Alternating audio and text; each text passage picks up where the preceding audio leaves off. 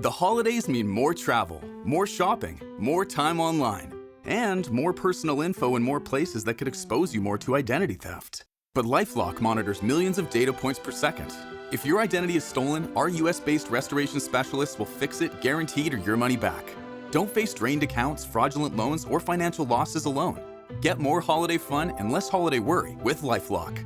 Save up to 40% your first year. Visit lifelock.com/podcast. Terms apply. Adobe Acrobat Studio, so brand new. Show me all the things PDFs can do. Do your work with ease and speed. PDF Spaces is all you need. Do hours of research in an instant with key insights from an AI assistant. Pick a template with a click. Now your prezzo looks super slick. Close that deal? Yeah, you won. Do that, doing that, did that, done. Now you can do that with Acrobat. Now you can do that with the all-new Acrobat. It's time to do your best work with the all-new Adobe Acrobat Studio. This episode is brought to you by Paramount Plus. Paramount Plus has movies. So many movies. The movies you've seen 1,000 times and could watch 1,000 more. Iconic movies your friends can't believe you haven't seen. New movies, classic movies, new takes on classic movies. So whether you're into Top Gun or The Naked Gun, Mean Girls or Mission Impossible, Smurfs or Sonic the Hedgehog, there's a mountain of movies to discover on Paramount Plus. Start streaming today.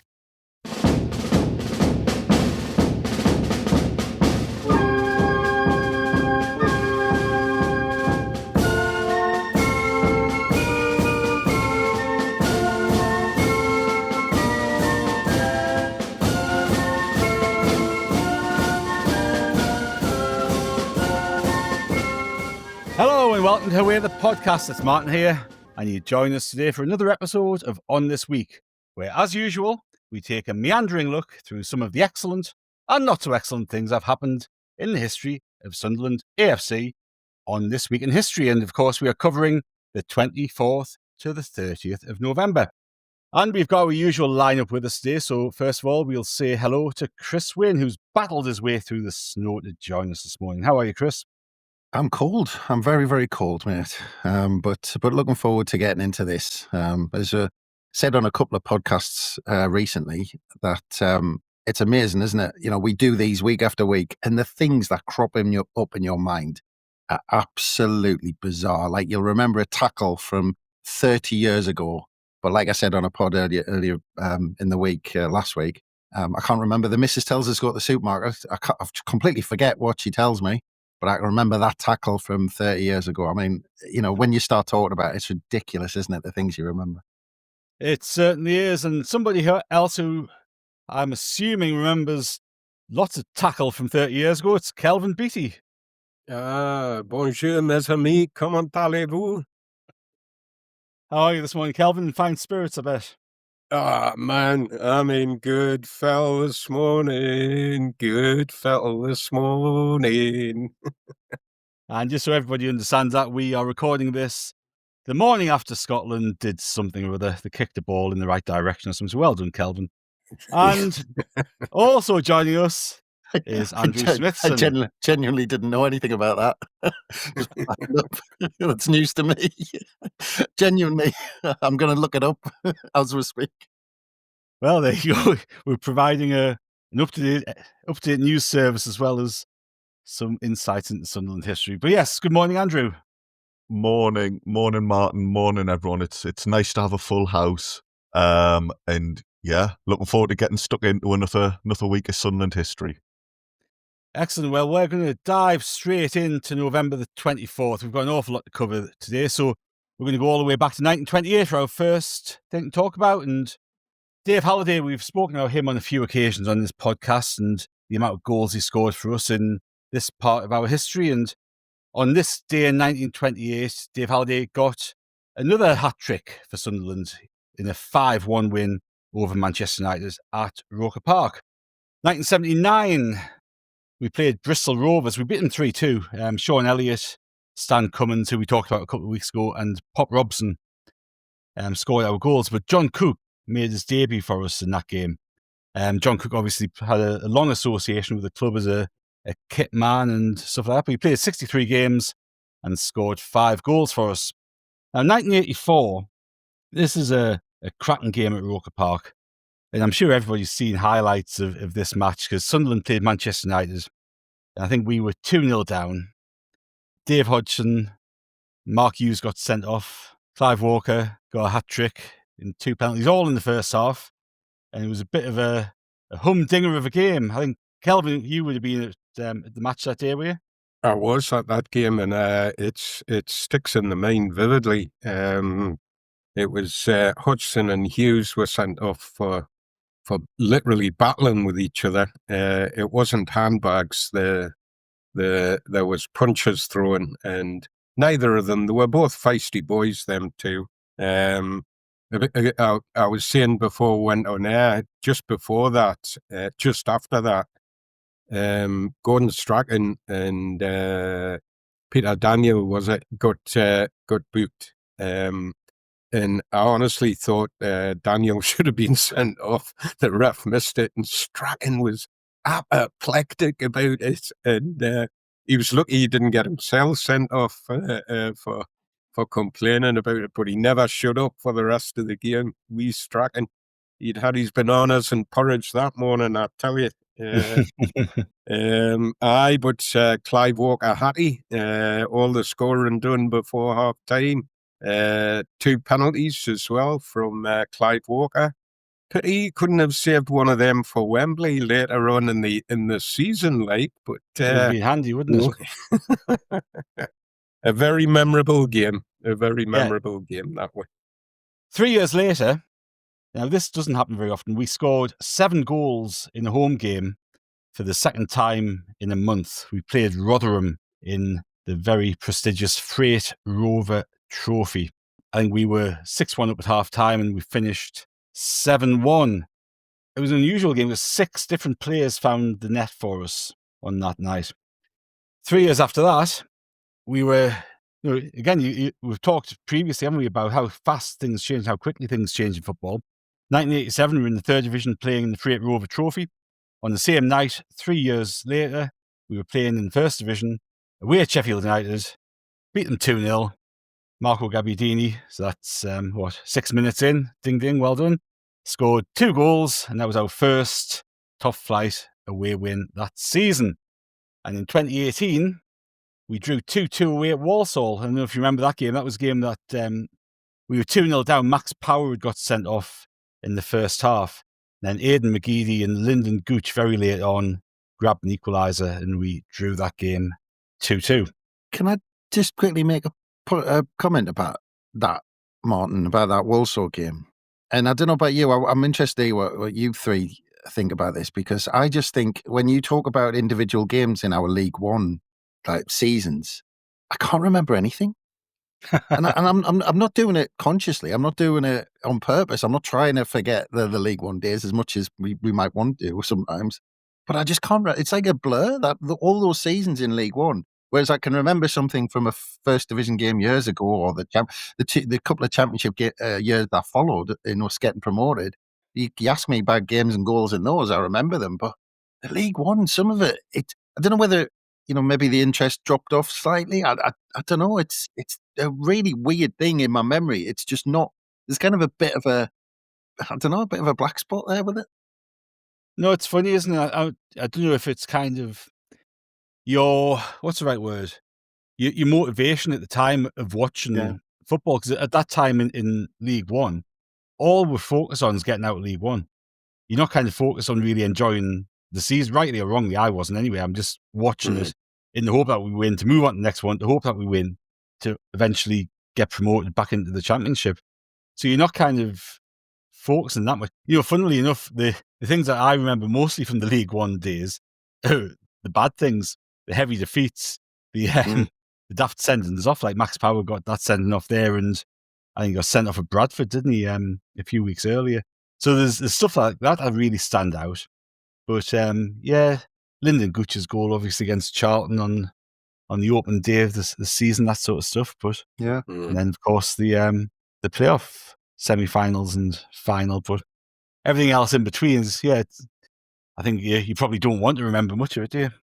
I think it's a really good point. I find particularly the home games are hard to differentiate, because without wanting to be disparaging, everything else about your routine is the same, and then it's just a generic team and a generic kit with a generic League One manager. They're kind of all, at least if with an away game, there's the ground. You might remember going to a new ground or something like that, but at home it just seemed as if like some team would turn up and just try and like eke their way to a point. It was all just all the spoiling tactics and all the like, proper underhand methods to try and avoid a beating off us.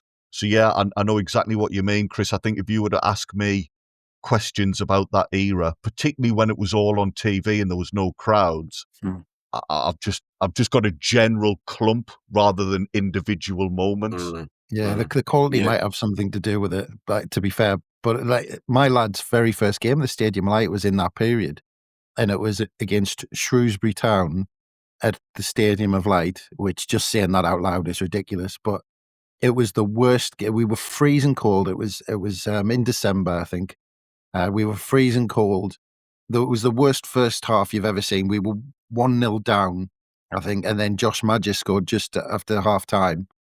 But at half time he was like, "Can we go?" And that was his first game, and it was the worst game of football you've ever seen. There was nobody within 20 yards of us, and and for me, it's. I mean, look, for all of us, it's not good memories, but I think I've just managed to wipe the whole thing, which potentially is a good thing, but I'm not quite sure. Have you, lads? Have you really got no memory of Jackenbauer pinging passes the length and breadth of the field right on the button to fly in Aidan McGeady? Have you got no memory of that? No. I'll have to take your word for it, Kelvin. At least Chris, when your lad's a bit older, he can never be accused of jumping on the Sunderland bandwagon because he's been there and got the T-shirt in those grim early days. Having said all of that, I'm not trying to be funny, Chris. I agree with your point, but this Walsall game is one that does stand out for me for a few reasons. It was Max Power seemed to get himself sent off every week for a period, and I think this is the game where the red card was later rescinded because we had cameras there for Sunderland Till I Die. Does that make sense? Right. And we were able to show additional footage that the main cameras hadn't picked up that showed that Power had won the ball cleanly. We then got dog's abuse afterwards because when we scored the last minute equaliser, a load of fans like spilled out onto the pitch celebrating, and it was all of this, "Oh, look at Sunderland, think they've won the league," and all of this. It's like, well, come on, we've had a pretty crap time. We should be allowed to celebrate an equaliser. And Walsall, I think, like a lot of teams, had your stereotypical number 9 striker who used to play for Newcastle as a youth or used to support Newcastle. So there was a bit of aggro there. I'm sure he might have scored against us and done the Alan Shearer celebration. And then when we scored the equaliser, I think Honeyman had a bit of a pop back at him. So it was all kicking off that day. Yeah. No, that's right. When you were rattling through those generic kits and generic things that turned up at the stadium, I was going to throw in the generic Alan Shearer celebration, which unfortunately made an appearance all too often, didn't it? But it's funny you talk about your lad's first game and people's introductions into Sunderland around that time, because my lad's first game coming over from Australia was that 0-0 Boxing Day game against Bolton, which saw us go to I think it's our lowest ever league position, isn't it? So at least he can categorically claim that he was there right at the depths of things that season. Yeah. The only way from there is up. Well, you hoped so at the time, but you weren't too convinced at certain points, were you? But anyway, this is not a League One debrief, thank goodness.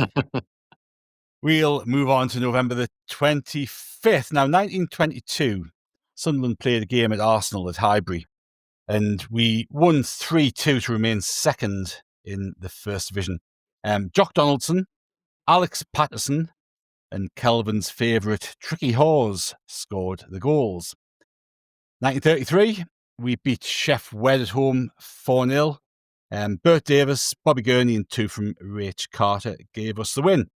1967, we played a game at Southampton. Now, the first half goals were scored by Ralph Brand and Neil Martin for Sunderland, but that was not good enough as we went down 3-2. But Bruce Stokoe made his debut that day, Kelvin. Any memories of him? Just, I did see him play, but I have to tell you, he's one of those players who passed me by as a boy. You know, I was just a lad. And when I look at photographs of him now, I think, I can just about remember him on the pitch, but I don't remember him doing much. He wasn't inclined to get stuck in, you know. He was a winger that's... He'd been terrible at collecting stickers, wouldn't he, in the day? And let's have a look. Where are we at? 1978. We played a game at Luton Town. Gary Rowell scored 2, and Wayne Entwistle got another goal as we won 3-0. Now, 1989, we played a game down at the Goldstone ground against Brighton, and we ended up winning 2-1. Sorry, Marco got a goal and Gary Hours got the other, but it was a bit of a second half turnaround. I think Dennis Smith was furious at half time. He completely bollocked the team. We somehow managed to get in front.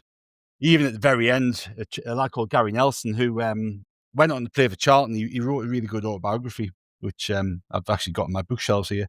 But he missed a late chance to score, to equalise. Somehow we managed to get out with a win. I think when you look back, that was kind of a bit of a pivotal moment in that season, because obviously we went and finished 6th and Swindon Town playoffs, Newcastle, all that sort of stuff.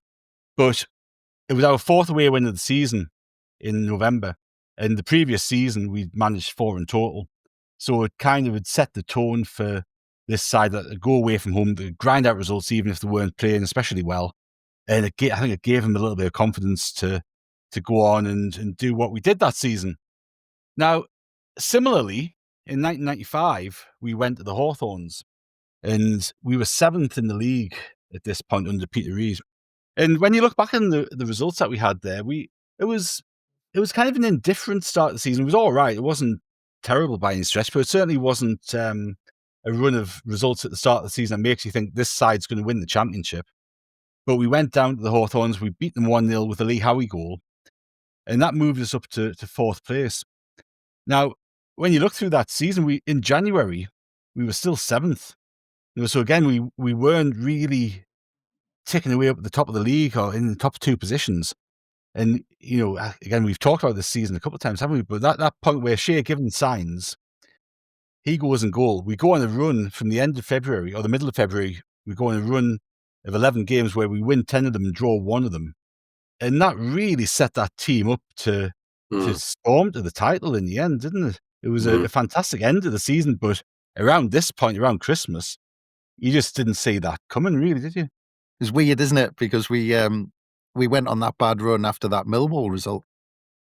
Because, like you said, we were 7th. You're right, Martin. We were 7th in January, but we went top on the 9th of December after beating Millwall 6-0 in that game, and we thought we kind of cracked it at that point. And then I think we won 1 in 9 games or something after that, like you said, until Shea Given came in. But the thing is, you said like it wasn't, you know, coming flying out the blocks that season. But the thing is, we were loving it because it was so much better than the years that came before it. So even if you say, we weren't kind of running away with it. It was a massive improvement, wasn't it? Even the start of the season, when, you know, like even in September or something, we were like 15th and then won a game up to 9th, and we were like, this is all right. We'll take this. Yeah. As long as we keep on going like this, if we're mid-table, just outside the playoffs, carry on like this, Reedy, we're quite happy with that. But in typical fashion, Peter Reid was like that. And I do think there's a certain, like, managers like Peter Reid, Steve Bruce, because of their character, I think they do it they go on really good runs that are then followed by a bad run and then followed by another good run where they're not consistent because they're very up and down, and the players have to respond and he has to do something different. And you look at this season, like you said, indifferent at the start. Then we got going. Then we went on a bad run, and then we had that run in. And if you look at the Premier League seasons further down the line, brilliant first half of the season, then dropped off. Brilliant first half of the season, then dropped off. And it was just a pattern that went the whole way through. No, it absolutely was. And you're right, that first part of the season, we were all delighted because the past, 2 or 3 seasons had been pretty poor. We just stayed up on the last 2 seasons, and we just stayed up. Under Terry Butcher on the last day of the season, then Peter Reid kind of saved us with a couple of games left. But yeah, from what had gone before, it was a marked improvement. And then you start getting a little bit of hope, don't you? Go, we might be able to maybe push into the playoffs. And you think, could be in with a chance here of getting in the playoffs. And then that momentum builds. Of course, as we get through this season and get through the months on this week, we'll go into some of these games, like the Leicester away game, where, again, Shea Given made his debut and we played really well. The games at Manchester United, home and away in the FA Cup, that kind of go, actually, this team can play against a couple of good sides in different contexts. You go to the Derby County home game, which always stands in my mind, where Derby were up at the top of the table as well and ended up getting promoted too. And we turned them over at Roker Park, and there was some great days in the second half of that season, especially. But you didn't necessarily see it coming, but that wasn't a bad thing at that point. Yeah. But we'll just say that team was properly built on defence. I mean, if you look at the league table, in terms of goals scored at home, Watford, who got relegated, scored 8 more goals at home than us that season. And and that's what it was built on. It was built on kind of not conceding. And other than that Millwall game, which gives you a slight, incorrect kind of impression of us kind of free flowing and all that sort of stuff that season, we were built on having a brilliant defence. Well, wasn't Craig Russell top scorer and went up with like 12 or something? 13 league goals that season. 13. Right, yeah. 13. Yeah. For a championship winning side, it's and four of them against Millwall. That's right. Yeah. Year 2000, we played the game against Charlton Athletic at the Valley, and we beat them 1-0 with an Alex Ray goal. And in 2017, Chris Coleman had turned on his Christmas lights, made his way up to Sunderland, and managed to take the team as we beat Burton 2-0 in his first game. Late goals from James Vaughan and George Honeyman. I think that was a game that James Vaughan cupped his ear to show us that we were all misjudged about his ability, and we'd all made a fool of ourselves and how good a player he was. And Tom Flanagan was in the Burton team that day. Who was? Tom Flanagan. Ah, right. I didn't know that. I always like to get my suits from Burton's. Right. Excellent. And it was that was one of those things as well, right? And I don't know whether it's misguided hope or whether it was real hope at the time. But you look at that and Coleman comes in and you go, all right, we've got somebody who's highly rated, done a good job with Wales, comes in, you go to Burton away from home, first game in charge, we win 2, and you go, it's going to be all right now. It'll be fine. And it wasn't, but you just cling on to that hope, don't you? You got that hope, and nice 3 points, kick a new managerial spell off, and it'll all be all right. I thought Coleman looked like a rabbit in the headlights, mate, or a rabbit in the Christmas lights, probably.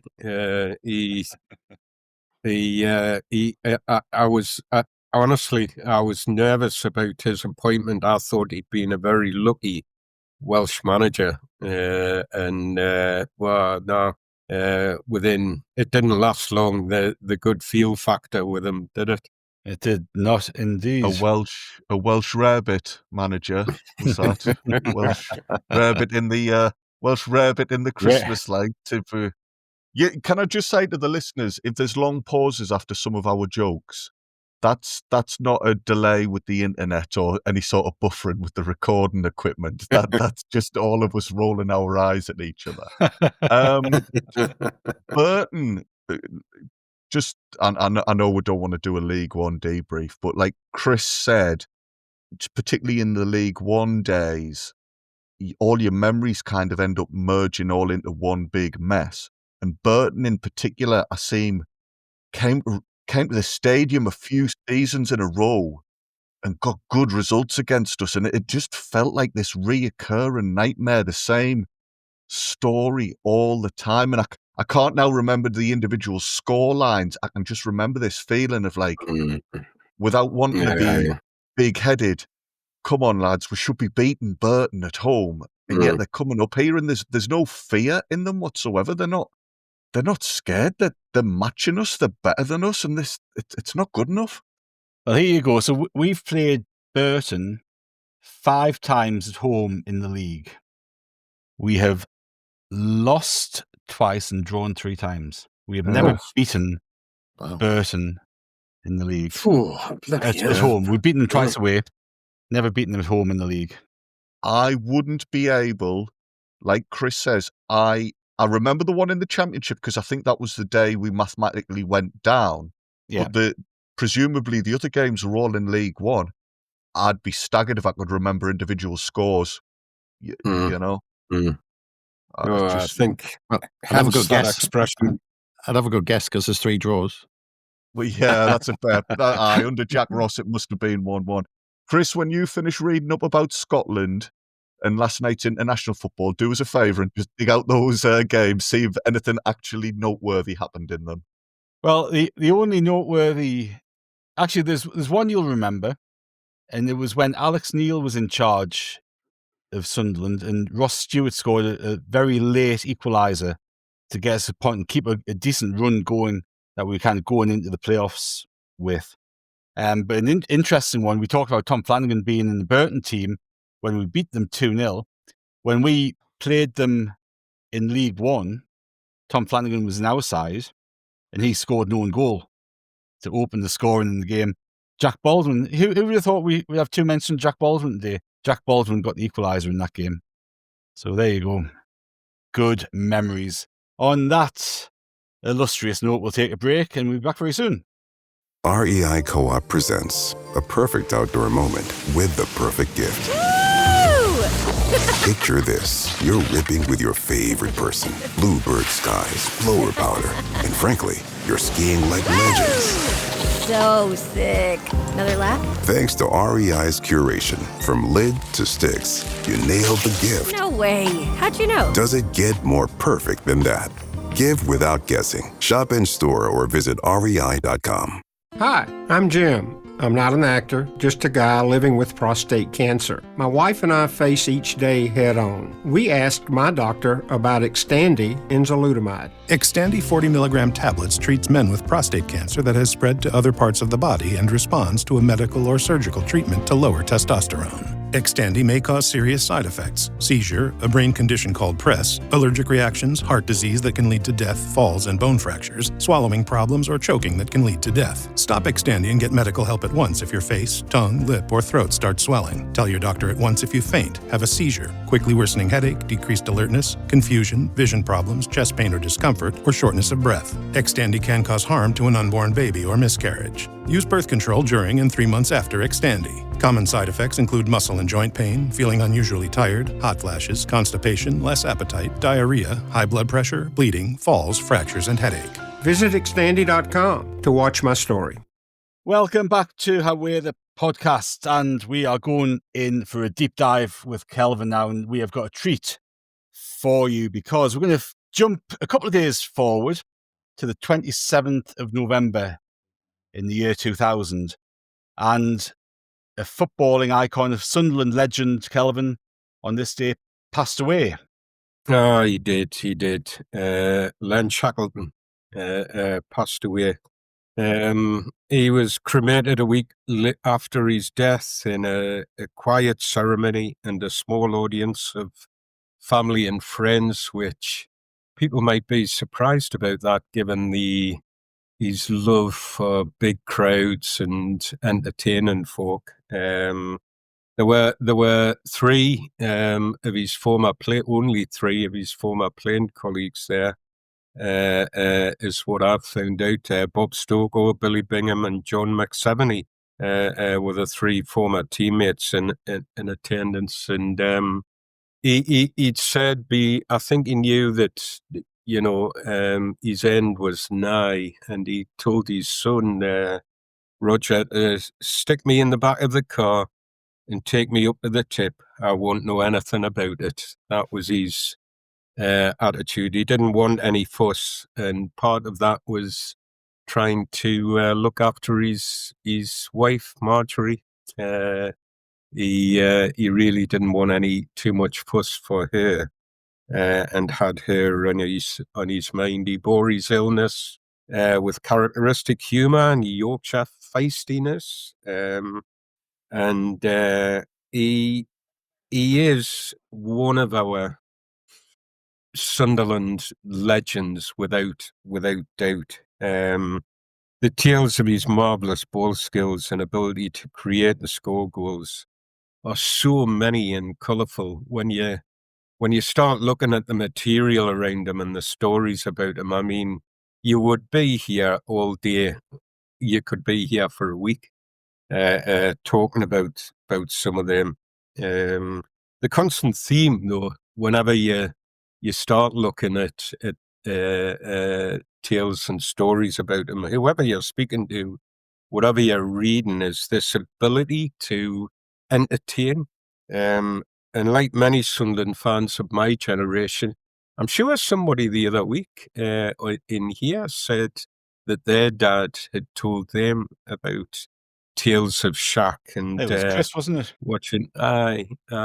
Well, that's what it was my dad who told me all about the Maverick, known simply as Shack. That's where I get my interest and initial stories from.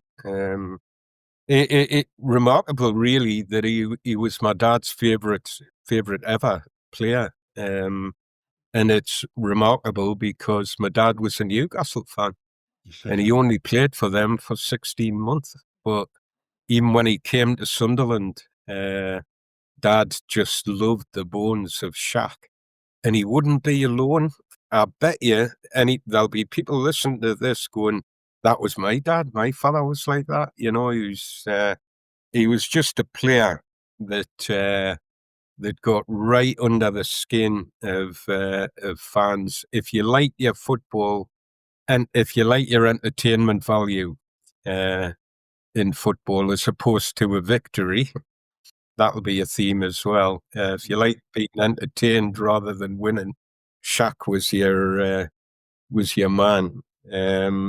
His skills, they were loved by fans, not just by fans though, but by players of high renown. I mean, one of the things that you get when you delve into his history is the players, the iconic players that just rated him as one of the best players, one of the best ball players they've ever seen. Let me just rhyme a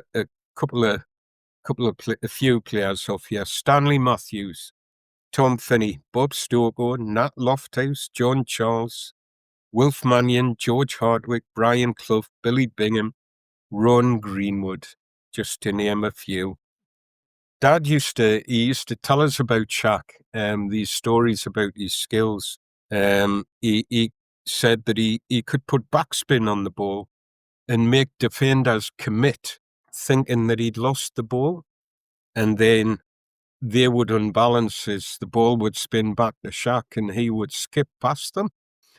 And a couple more of these things Dad would say about him. He said he could take corners and used to bounce the ball off the bar deliberately so that it bounced back into the goal mouth and created mayhem.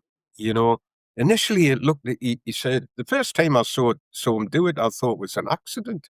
And then he just kept doing it, so he could do that. He would play the ball off the corner flag like a 1-2 if he was stuck in the corner with a defender on his back. He'd wrong foot a defender at his back by playing the ball off the corner flag.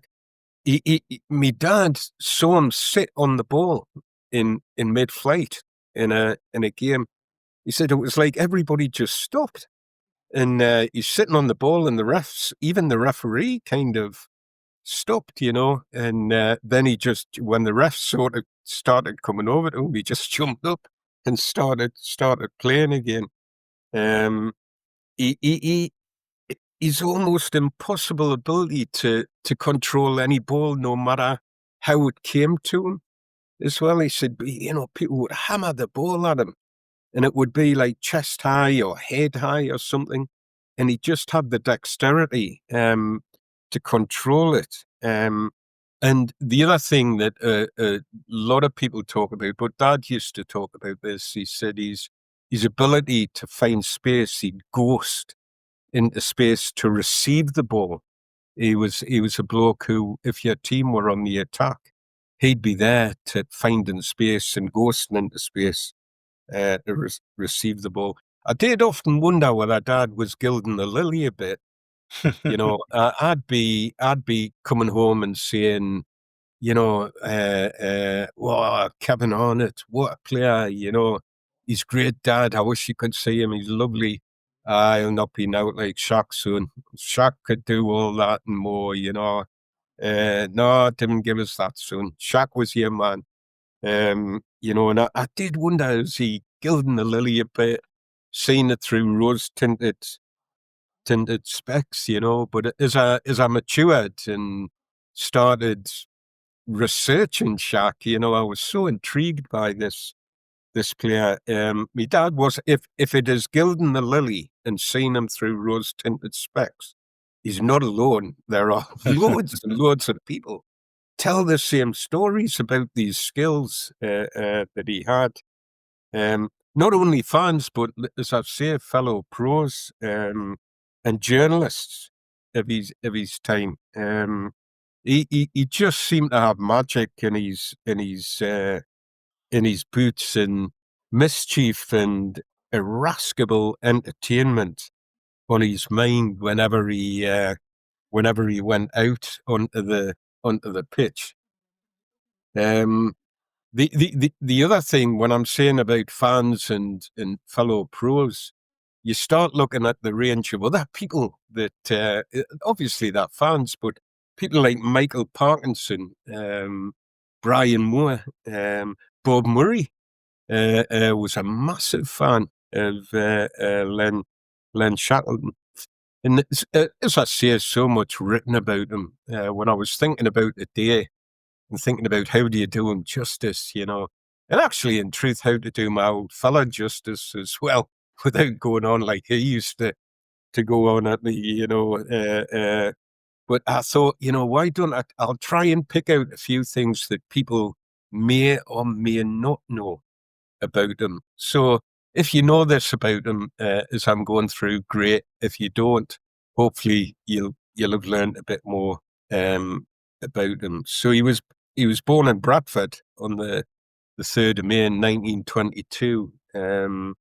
He was the eldest of three. His dad was a well-regarded local amateur player, but it was a rugged, hard-running, tough tackling grafter. Nothing like Shaq. His uncle was a professional rugby league player and captain of Bradford Northern. So another tough, rugged lad who took his sport pretty seriously. As the years rolled on in Shaq's career, and even after his career had finished, he did occasionally wonder if he might have been more successful as a player if he had possessed some of the rugged devilment of his dad and his uncle, because he didn't possess any of that ruggedness. He was feisty, but didn't possess any of that physical ruggedness. Something that about Shaq, he won no medals or cups in his professional football career. He didn't win a thing. How this guy is a legend when he didn't win a thing is one of the questions, that got me intrigued about him and chasing him a little bit. His brother John was on Sunderland's books at one time. I don't know if people knew that. His younger brother John, he was on Sunderland's books, and he was on Bradford Park Avenue's books as well. But actually, John, he didn't have the talent that Shaq had, and he made his living as a chiropodist. He got a foot in the door, a toe in the door there, and as a tennis coach was how he made his living. So there was like sporty skills in the family. But that was John. When he was a kid, when he was a lad, Shaq's nickname was Lightning Shaq. That's what his pals called him. And he grew up in Bradford through the Great Depression, through the Depression years. Not easy, but he always had a tennis ball in his pocket, and would more often than not, be seen juggling this ball or kicking it, bouncing it off stuff, doing tricks with it. It went with him everywhere he went. He had this ball, and his skills were starting to develop, even with that. He came to the attention of England schoolboys selectors and was capped 3 times for the schoolboys. He was a bright lad, and he went to a school, I think that was called Carlton in Bradford, and it played football. It took its football pretty seriously. And that was one of the reasons why he went there. He had his eye on becoming a football player. And his first game for England schoolboys, v Wales at Villa Park, he was selected to play on the wing. And this is a feature for Shaq throughout his career. He loved and preferred to play inside forward, but often because of his build and he was pretty quick.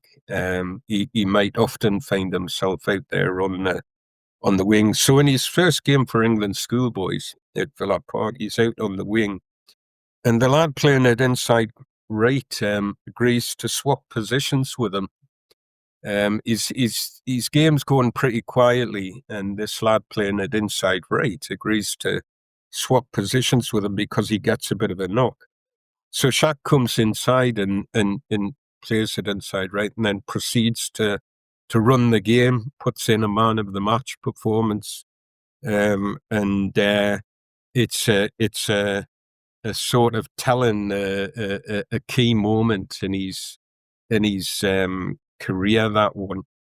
Shaq wasn't aware until he joined Sunderland in 1948 that the lad who swapped with him was none other than Sunderland, at the time, Sunderland's free scoring forward, Dickie Davis. Yeah.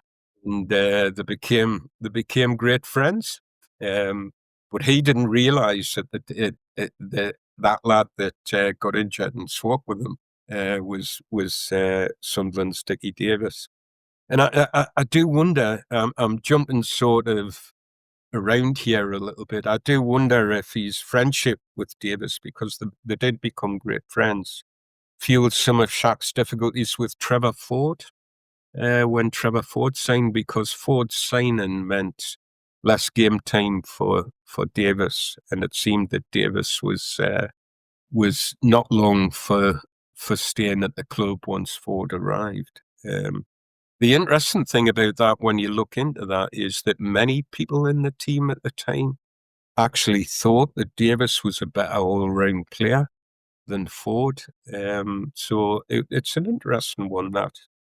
Shaq was taken onto the Arsenal ground staff at 17. Some people might be aware of this. It's an interesting one, his time at Arsenal, but he was promised good coaching, etc., etc. Arsenal were probably the best team in the world at the time, or had that reputation. And the manager secretary actually came to his house to sign it. Came all the way up to Bradford, a lad called George Allison, and promised him a job in the club's office because he was a bright lad, and he would keep his education going, and the best of coaching and football opportunities. But actually, in all his time at Arsenal, he only played 2 games in an Arsenal shirt against Oxford University and Bristol Rovers, and spent the rest of his time when he did play football playing in the Isthmian League with Enfield, which was something Arsenal used to do with their players. He also spent, according to him, and he's in his book, his autobiography, The Clown Prince of Soccer, he talks a lot about all the menial tasks that he was to perform as on the ground staff with us. So he seems to spend a lot of time sweeping the Highbury terraces when he's there. His maverick tendencies and anti-authoritarian personality led to a pretty famous incident with George Allison. Allison, one day he's on the terraces sweeping them, Shaq, and George Allison's talking with some of the first team players, and he shouts Shaq over, and in front of these players, he puts his foot on the railing and says to Shaq, "Tie that," referring to his loosened shoelace. And Shaq responds straight away. There's no pause for breath. He's just straight in. Fasten the bloody thing yourself, is what he says to him.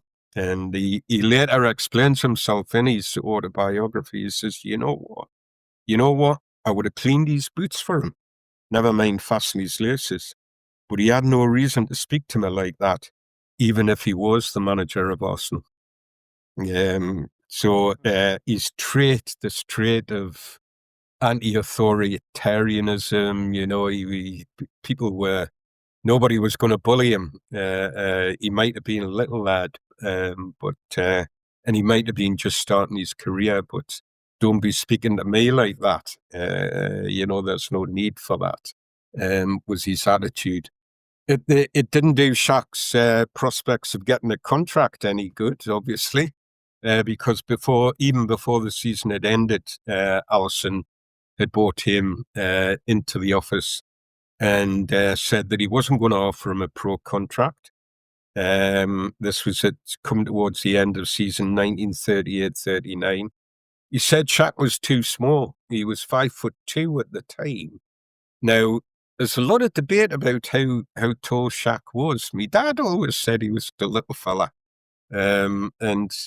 Obviously I've got a liking for little fellas, so he always said he was a little fella, but depending on what stat you're looking at, he was either 5'3", 5'6", or 5'8". And I don't know, because I never saw him play. I will ask some of the old worthies on the bus the next time I'm on, speaking to them what height he was. But anyway, George Allison told him he was too small to make a pro player. He told Shaq to go home and pursue a career as a miner or an engineer or a commercial traveller. And he also added that Shaq would thank him one day for the advice that he was giving him. I don't think Shaq ever forgot that.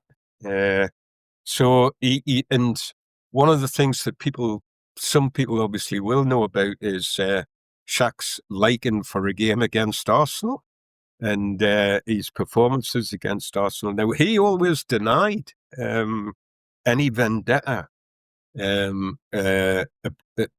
about Arsenal, but it is a matter of record.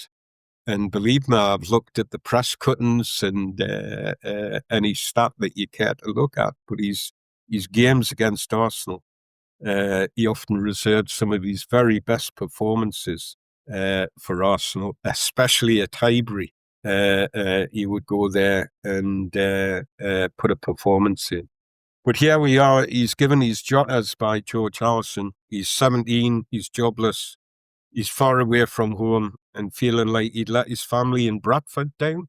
When he went to Arsenal, the coverage in Bradford and in the Bradford press and the pride that his parents felt was immense, and as a jobless 17-year-old, he was gutted at what had happened, and he actually felt like he couldn't go home, and he didn't. Him and another lad who'd been let go. I've lost that lad's name for the moment. A lad called Ward, I think it was his second name.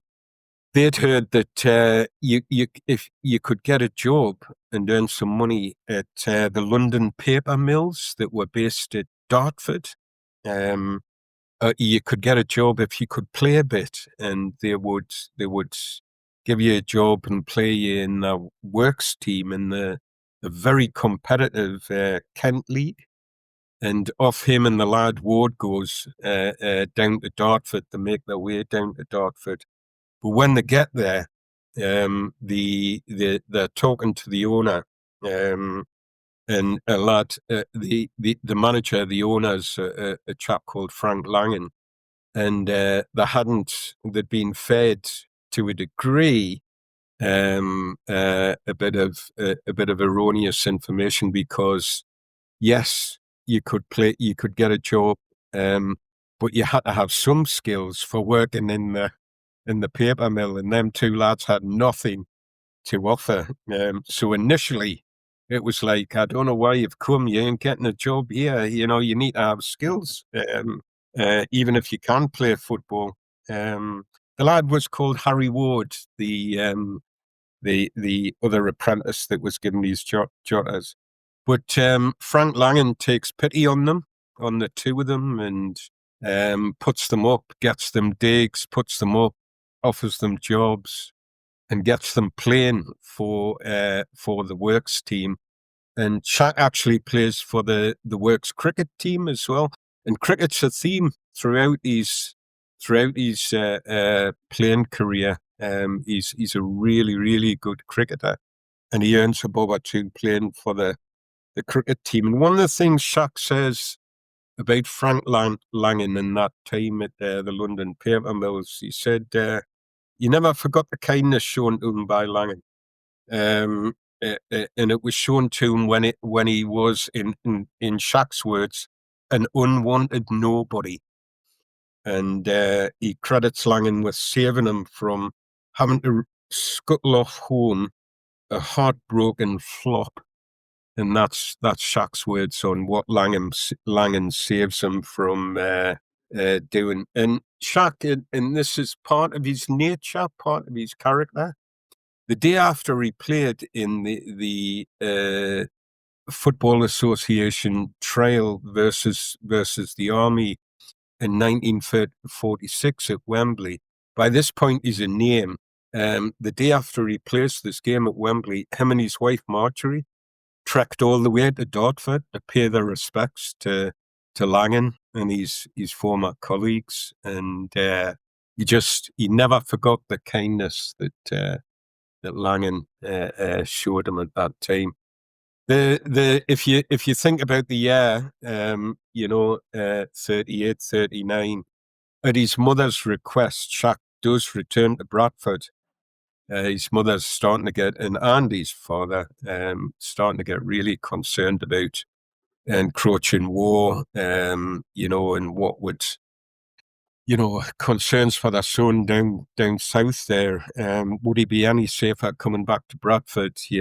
I guess the felt they just wanted him close. So he comes back to Bradford, and he goes to work at GEC Telecommunications, building radios, and he signs for Bradford Park Avenue.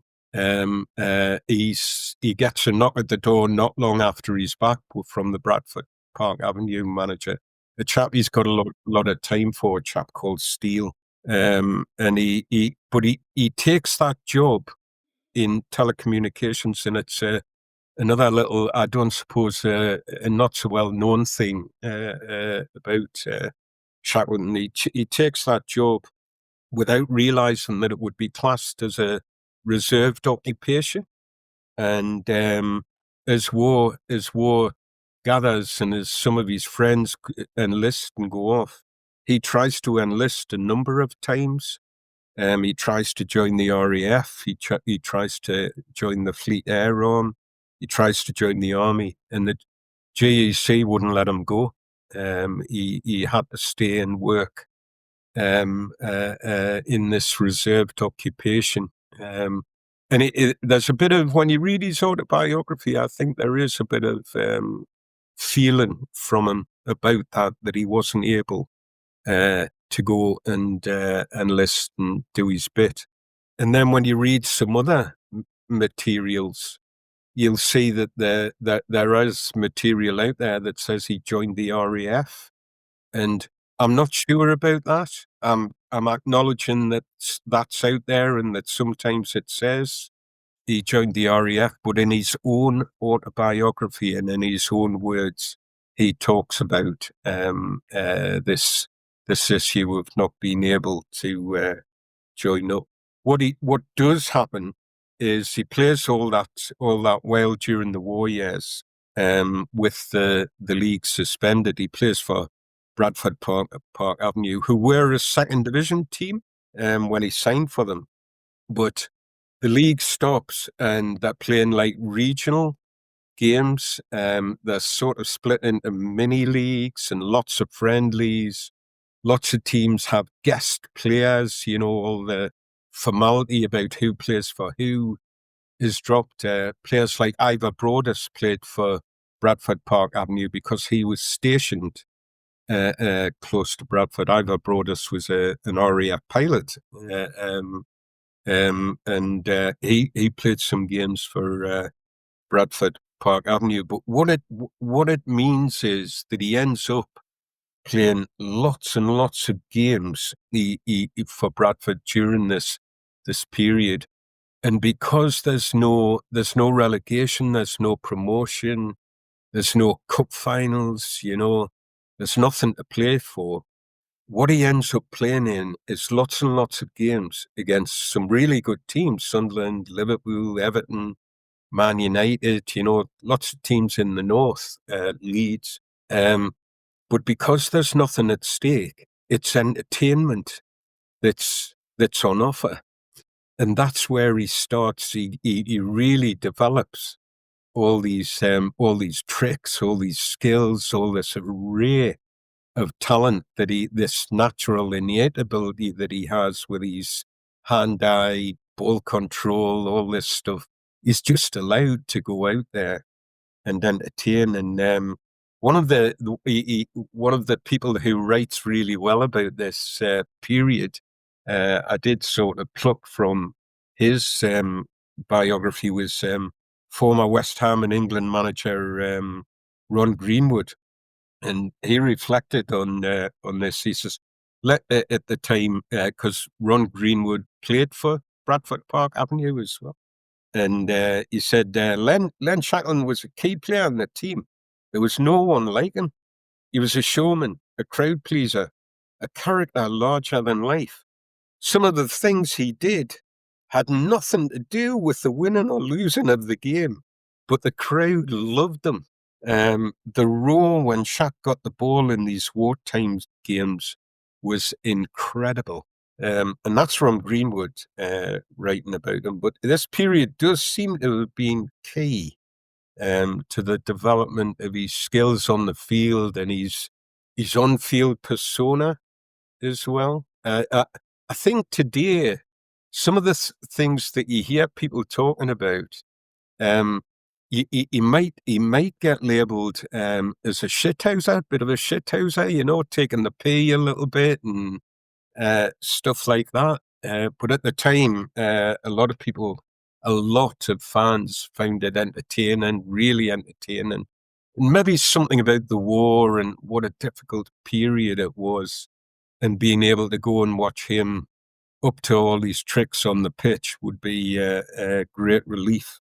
The war finishes, the competitive leagues kick back in, and actually Shaq ends up on the wrong end of a bit of crowd abuse at Bradford, because he's doing all these entertaining stuff and the crowd want him to get on and help the team win games. And he ends up fallen out a bit with some of the crowd and some of his colleagues, and he joins Newcastle for a record fee of £13,000 and 3 threepence, as it was called then. And the reason for the threepence was it beat the record fee that Newcastle had just received for Albert Stubbins by threepence from Liverpool. So he goes to Newcastle, but right from the start, there's difficulties with the Newcastle hierarchy. He didn't like the way that the transfer was handled. He didn't like the way that Stan Seymour had gone on. He said it was like a cattle market. And he'd felt a little bit like he'd felt with George Allison, that, hang on a minute, I'm a human being, not a beast for sale, and he hadn't enjoyed that. Things didn't get any better there. He really never had a lot. He hardly had any good things to say about the hierarchy at Newcastle. And hence he's credited with saying one time when he was asked about Newcastle and his feelings towards them, he admits that he did say, I'm not biased when Newcastle are concerned. I don't care who beats them. So that was Shaq on Newcastle. He was transferred again. He was transferred again for a record fee to Sunderland. The things just got so messy, so difficult between him and the board that transferred him. He wanted to go.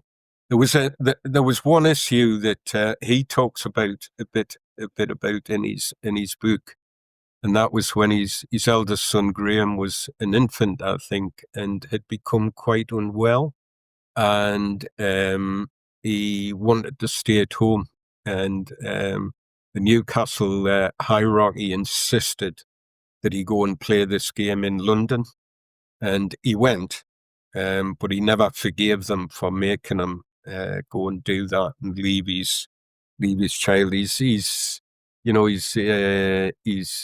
eldest son, I think it was his only child at the time, was very, very ill, seriously ill. When he joined Sunderland, what people might not appreciate, when he joined Sunderland in February 1948, he's England's first £20,000 footballer. It's a record fee, and people that know the story about that will know that it was £20,000, £20,050. There was a tip-off to Sunderland that appeared to come from Newcastle, that if they stuck an extra £50 on top of the £20,000, they'd get their man, and they did. But this was Sunderland. Were just starting the most ambitious attempt to buy success that the game had ever seen, and this was the start of this. So between 1948 and 1955, they spent £250,000 on 16 players. And that £250,000 then equates to 10 million, roughly £10 million now. It puts the game into context a little bit, doesn't it? When you think about what we spent during the summer. Aye. The value of money. But the club hunted and sourced some of the best players from all over Britain and beyond. And it led to the label the Bank of England Club. So they were hunting and sourcing the best players in Britain. And throughout all that period, Shaq was playing for them. The message there is he is one of the best players in Britain. That's why he's playing week in, week in and week out. I think one of the sad things about this time is these are extraordinary amounts of money that Sunderland are spending on the purchase of players, but we've got in force the maximum wage restriction.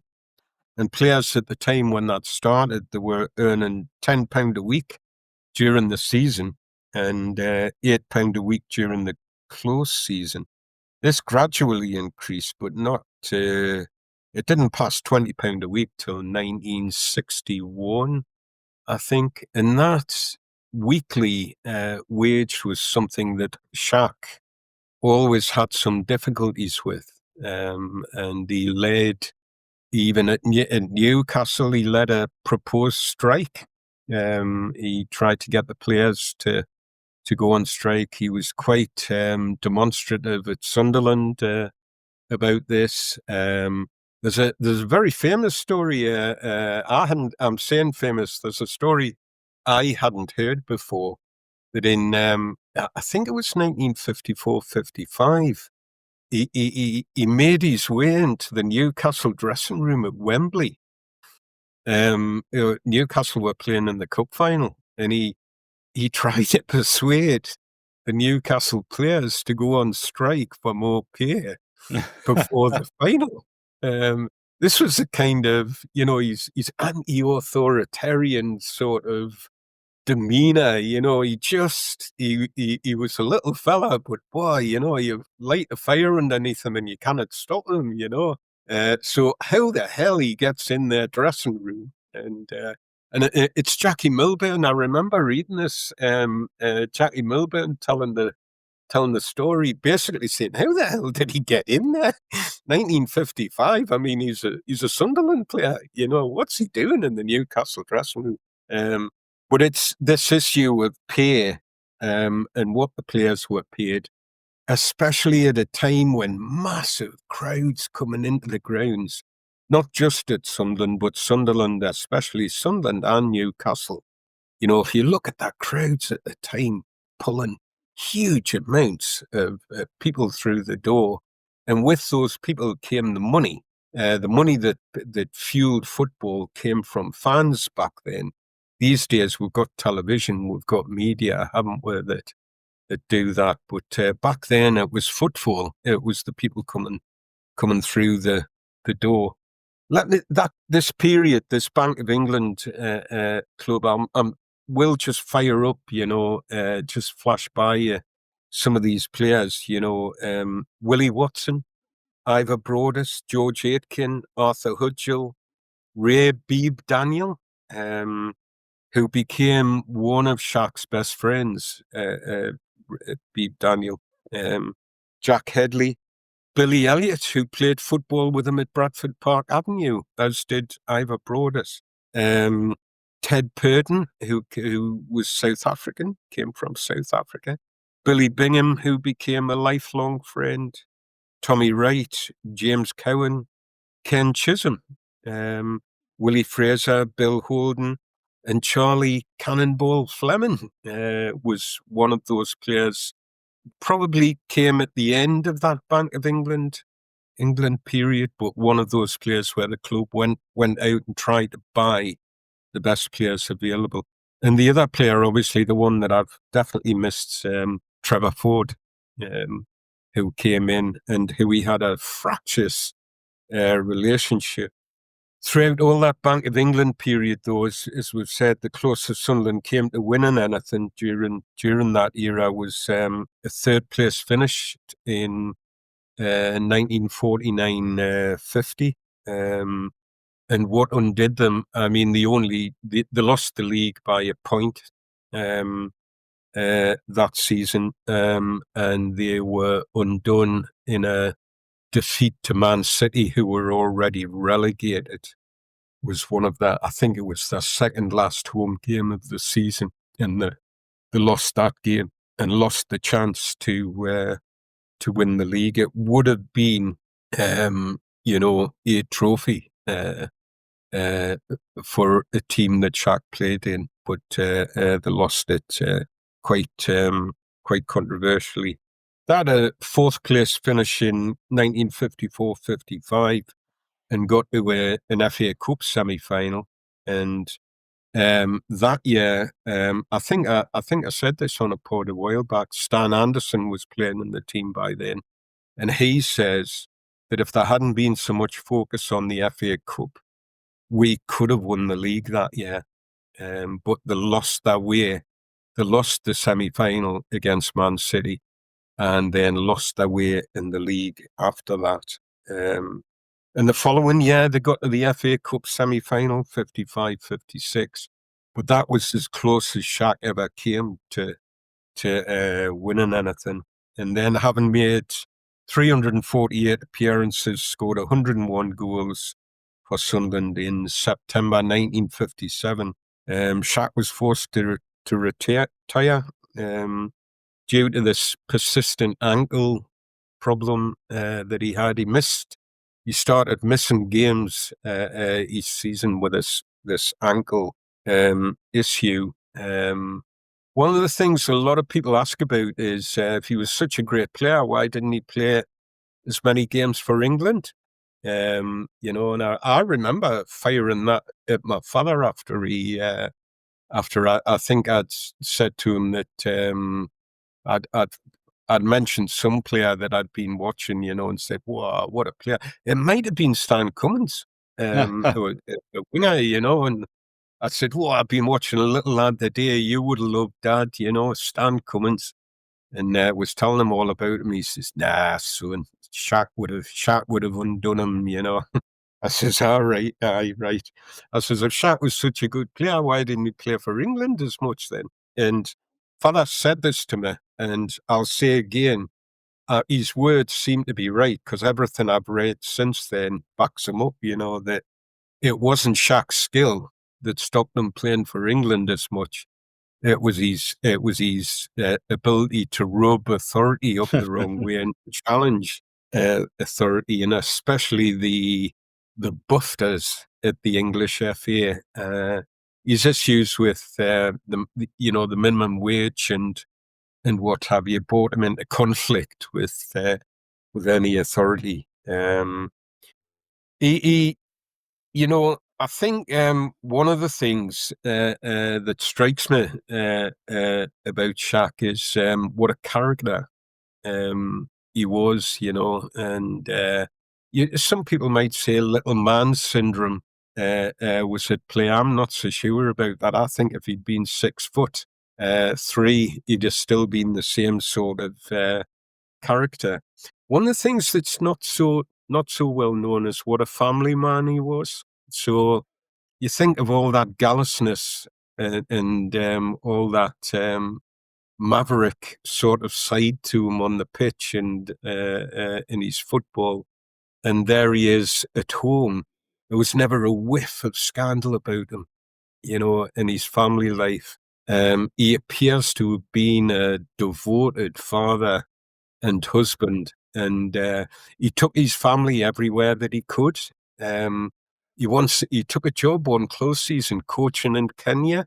I think it was in the mid-50s that, and he arranged with the Kenyan FA for his wife and son to come with him, and he also arranged for them to go on a ship rather than fly, so that he could spend more time with his family. He seems to have been a really devoted parent, and his children. There's additions to his autobiography and some later additions, and his children seem to back that up. That he was a devoted father. One of the things he did, this issue of money, he always, he either owned or part-owned businesses all the way through his career. And so, for instance, he owned an ice cream parlour in Sacriston, a sweet shop, a hairdresser's, an off-licence, a general dealer's, a haberdashery, a wool shop in Sunderland at one time or another. He owned a gift shop and a cafe and a holiday flats in Grangeover Sands, where he eventually settled. He saw out his life in Grange over Sands, where his wife Marjorie's sister lived. I think Marjorie's sister ran that business in Grange over Sands for them. He also jointly owned the marvellously named, and this was in Sunderland, the marvellously named Shacks Snacks and Dunn's Buns with former player Len Dunn's. Marvellous name for a shop. I think we're talking about Billy's Shoes, wasn't it? That's right. The shop Shoes the other week, and that struck me is quite amusing. So he always worked to augment his wage as well. And one of the other ways he did that was playing cricket. He was a really, really good cricketer. And this lad was chased by a number of professional teams. Shaq was invited by a number of, first class teams to go and play. And even though there were contemporaries around playing football, and one of them was Willie Watson, England international at both football and cricket. He played with Willie Watson, but he felt, for all his maverick entertainer showmanship sort of labels that were applied for them, he didn't feel you could apply yourself to two professional sports. He felt you had to be focused on one. And for him, that was football. But what he would do in the summer is go and play cricket. And he played, I think he played 7 years as Weymouth Colliery's pro in the summer, and played 7 years. And makes a point of saying, and I think he's backing up his argument about the minimum wage, he could earn as much playing cricket for Weymouth Colliery as he did playing from his football wages. He could earn as much. He's a really, really good cricketer. His hand-eye coordination, his speed. There's a great story from Doug Weatherall, the journalist. Doug Weatherall wrote, he used to write a lot in the Sunderland programme at one time, didn't he? Yes. Doug Weatherall, he tells a great tale about playing in a benefit match with Clough. And he says Clough was fielding in the gully, and this slow bowler bowls a very gently paced ball at this young batsman, and he cracks the ball to the boundary. And he says, but through the gully. And he says, Shaq's standing, looking towards the gully, and starts looking towards the boundary and starts clapping. So all the fielders start clapping. And then he turns around and pulls the ball out of his pocket.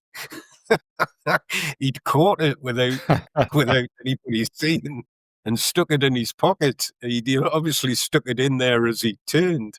And it just sounded a marvellous bit of hand-eye coordination and speed, But there's loads of these stories about him having that ability, people will have heard. I think what's more common knowledge is this thing he used to do with a coin. He used to stick it on his foot and chuck it up in the air and spin it and then drop it into his top pocket. He had all these sort of innate, there seemed to be inbuilt skills. But that was him at cricket. But it wasn't just cricket.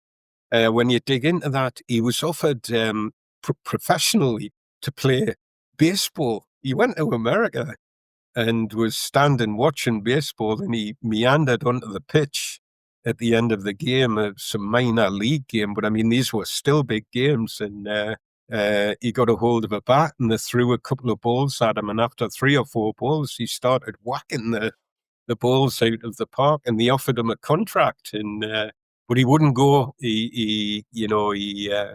No matter how appealing something like that might have been to him, he wouldn't have gone to America because of his family and his wife, and there were home birds, The other thing he was into, and again, this is quite well known, but it's just more about his skills, his marvelous skills. that he seemed to possess. He loved golf, and he enjoyed playing golf, especially after he retired, and enjoyed a lot of golf with people like Bob Stokoe, Jackie Milburn. He liked to go and play golf with them. Stan Anderson, I think, used to enjoy a game with him as well. But he had this. He was always coming up with different ways to play the game. It was like he used to get bored with the same old things. And it sounds to me like he was the originator of the Happy Gilmore. If you've ever seen Happy Gilmore, there are a number of stories about him, like throwing the golf ball up in the air and just whacking it further than people could hit it off the tee, And it just seems like these stories, it didn't seem to matter whether it was golf, a table tennis story about him just picking a bat up and starting to play against an international player. And after a moment or two, people realized he wasn't hitting the ball back with the flat of the bat. He was using the side of the bat to hit the ball back over the net. So he was always up to this sort of, showmanship, shithousery, you might call it, He played for cricket. He played for Durham and Northumberland in the minor counties. He did sort of put himself out and go and do that, but he didn't let it affect his football. When he finished playing, he went to be a journalist. I'll be quickly bring this to a close, but there's a load of stories about him as a journalist. He was definitely a pithy writer. He worked for the Daily Express for a while, and then for a long time, the Sunday People. He was held in quite high esteem by the hacks, by the journalists who, and he had a reputation for being able to do great intros to games, and he wrote all his own stuff. He wasn't a former player who had other people writing for him. He wrote all his own stuff, and he was pretty frank, pretty honest. Some would say pretty brutal. He would name players and didn't subscribe to the mealy-mouthed, unwritten code of ex-pros and journalism about never criticising former players publicly. He would just go for it. And Ivor Brodus, who went that same route, Ivor Brodus became a journalist after he finished playing, and he believed Shaq could be brutally honest. If he thought a player was bad, he would just say so. And unfortunately, when I started looking at this, one of the players that he seemed to be regularly having a go at was George Hurd, one of my favourites. And there were a number of bits about Hurd that he'd, put. But one of the things he said was, at 4:20 p.m., George Hurd played his first forward pass of the game. He's always going on about Hurd playing sideways passes, and compared Ray Wilkins to George Hurd. Can you remember when the nickname Wilkins used to have? They used to call him the Crab. He was always going on at George Hurd. The other thing he said about Hurd, I remember this one, was he said to him, the ball was played to George Hurd's wrong feet. Oh God, poor George Hurd. He also, Vince Wilson, pretty famous sports journalist, Vince Wilson, who was also at his funeral. He was a lifelong friend from his time as being a journalist. Vince Wilson credits him with that. It's an oft-used kind of phrase that gets bastardized, but he credits him with with being the originator of, there's only two things wrong with this team: the defense and the attack. He was a pithy bugger, wasn't he? I'll bring it to a close there. We could talk all day about Shaq, but he was a one-off. a maverick, an entertainer. He had this innate hand-eye coordination, this balance, this that he was born with, the pace, the speed. He played games the way he wanted to, and doing so thrilled the masses of fans, and in the process upset the powers that be. That seemed to be his ilk. Lightning Shack. I wish I'd seen him play. Excellent stuff, Kelvin. Brilliant. And, we've come across a few things, haven't we, where Sunderland players have influenced the direction of football and set, firsts in different things in football. That's the first time that we've come across a Sunderland player setting a first in a Hollywood movie. So we're hitting all sorts of things, aren't we, with this podcast? I remember even in the later days of Shaq, when Sunderland were moving from Roker Park to the Stadium of Light, they had that, I think we've talked about it before, they had that porta cabin with pictures up, and the model and the ground was getting built behind it over at Weymouth. And Shaq would be there now and again. I remember him being pictured in the programme with Peter Reid opening the visitor centre for the Stadium Light. So he's still involved to some extent in the club all the way along, wasn't he? Yeah. I think Bob Murray was such a big fan of Shaq that he was a massive fan of Shaq and always keen to have him involved. I think Andrew's got a story about Shaq as well, and one of his friends, haven't you, Andrew? I've actually got a couple of stories, Kelvin. I mean, that was just brilliant to listen to. And you said there, like, how your dad has memories of him and Chris's dad has memories of him. I think it's one of the things that always shines through about Shackleton is anybody who's ever met him remembers him. He was such a strong character. The story I mentioned to you, Kelvin, previously, our good friend Rob Mason, who's been on the pod, obviously Sunderland's official historian, Mr. Sunderland to a lot of people. When he worked full time at the club, he was allowed to get a shed put up at the Academy of Light, so that when he was reporting on games, he had a bit of shelter. He could store his writing equipment and what have you. He christened this wooden shed the Shack in memory of Len Shackleton, and got like a little sign printed out and attached to the shed. So again, even in modern day Sunderland terms, there's this reference to Shaq. And if I may, I'll piggyback on that, like that point you've made about how he meant a lot to your dad and to your dad, Chris. I dare say, Martin, there'll be members of your family remember Shackleton as well. There will be. Yeah.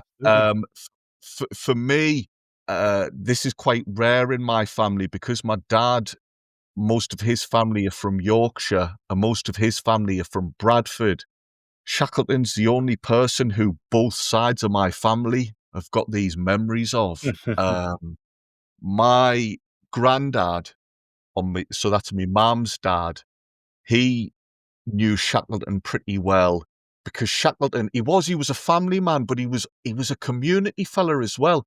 He loved being an entertainer, but he was also quite grounded. He would turn up at like award nights. Me granddad gave me a really treasured photo of them at some sort of, I can't remember if it was a pigeon fancier competition or some sort of like allotment leak, when you grow the leeks and the marrows and somebody comes along and gives the prizes away. Shackleton did that type of thing. So there's a photo of Shackleton with me granddad at one of these events, and me granddad's being given a trophy, and it means a lot to him. Also, we're talking about memories and how we remember things about football and not important stuff.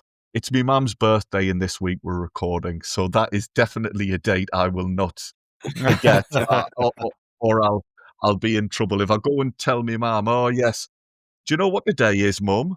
"Go on, son," thinking it's a birthday present. "Oh, it's 50 years since Sunderland beat so and so." She's not going to be too impressed. But yeah, so Shackleton meant something on my mum's side, but also because my dad, most of his family are from Bradford, and my dad spent a bit of his childhood in Bradford. They're all big rugby fans, but Shackleton was the only footballer any of them ever talked about. They took me to Bradford Park Avenue's ground, and there was a bit of a display about Shackleton there. They were all very proud of him. So he was this name who I constantly heard about. You mentioned Bradford Northern, Kelvin. My dad's family all supported Bradford Northern, and they were sponsored by Vaux for a long, long Oh, time. really?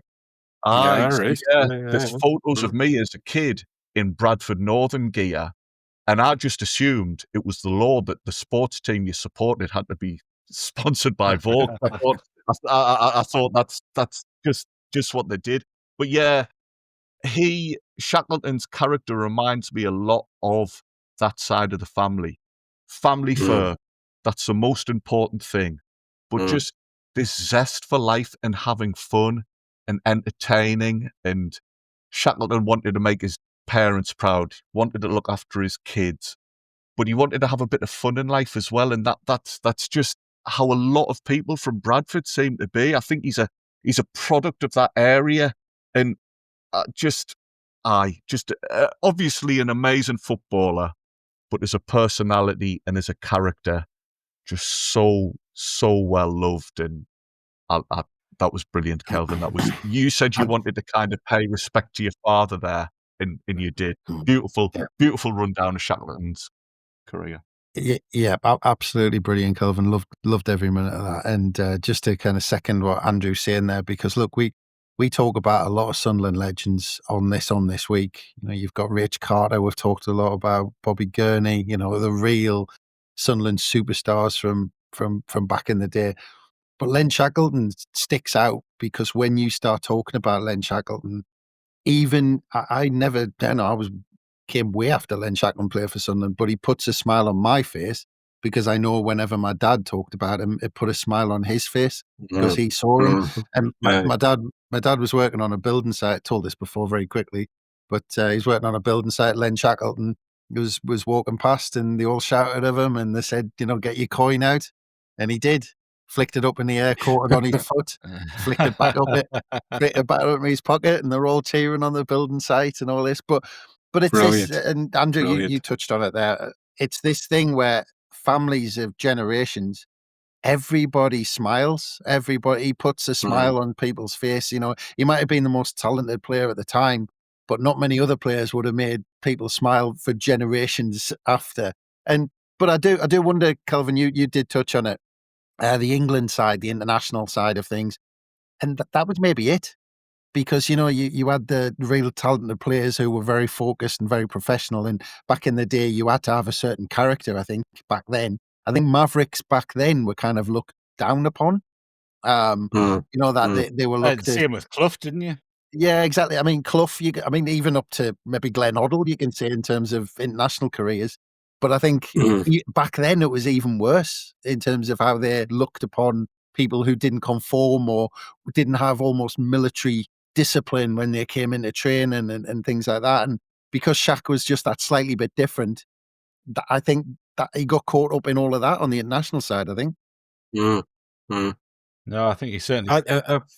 He's an intriguing sort of mix of, there's his home and family side, and then there's all this mayhem and showmanship going on. I've always found him an intriguing mix of a character, and really trying to live my life the same way, really. He's a role model. There we go. The anti-authoritarian, is that the word? That side of him, though, probably meant he might not have even been too fussed about not playing for England and not winning trophies. Here we are, we're four people talking about him years and years after his playing career, years and years after he's passed away. And like Chris says, we've all got stories and memories, and Len Shackleton is more than just a footballer to me and my family.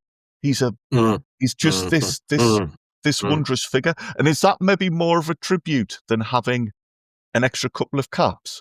I think to some people it would be. That's a really good point, Andrew. Yeah. No, I certainly think it's fair to say that we all love Shaq. We will take a very short break there and we'll be back very soon. ¿Hablas español? Sprichst du Deutsch? Komm du noch?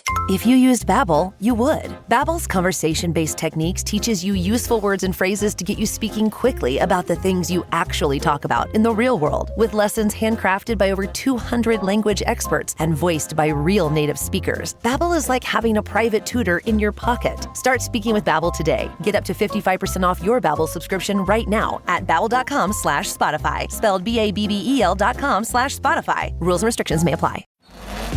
NBA fans, the race for the Emirates NBA Cup is on. Let the games begin. 30 teams will start, but only 8 will advance. Oh, he puts it in! And only one champion will capture the cup. Let's go! To finish first, they'll have to put the pedal to the metal. Who will capture the cup? Well, let's see what happens on the court. Basketball is back! It's the final week of Emirates NBA Cup Group Play on ESPN, NBC, Peacock, and Prime. Welcome back to How We're the Podcast, and we are moving on now to November the 27th.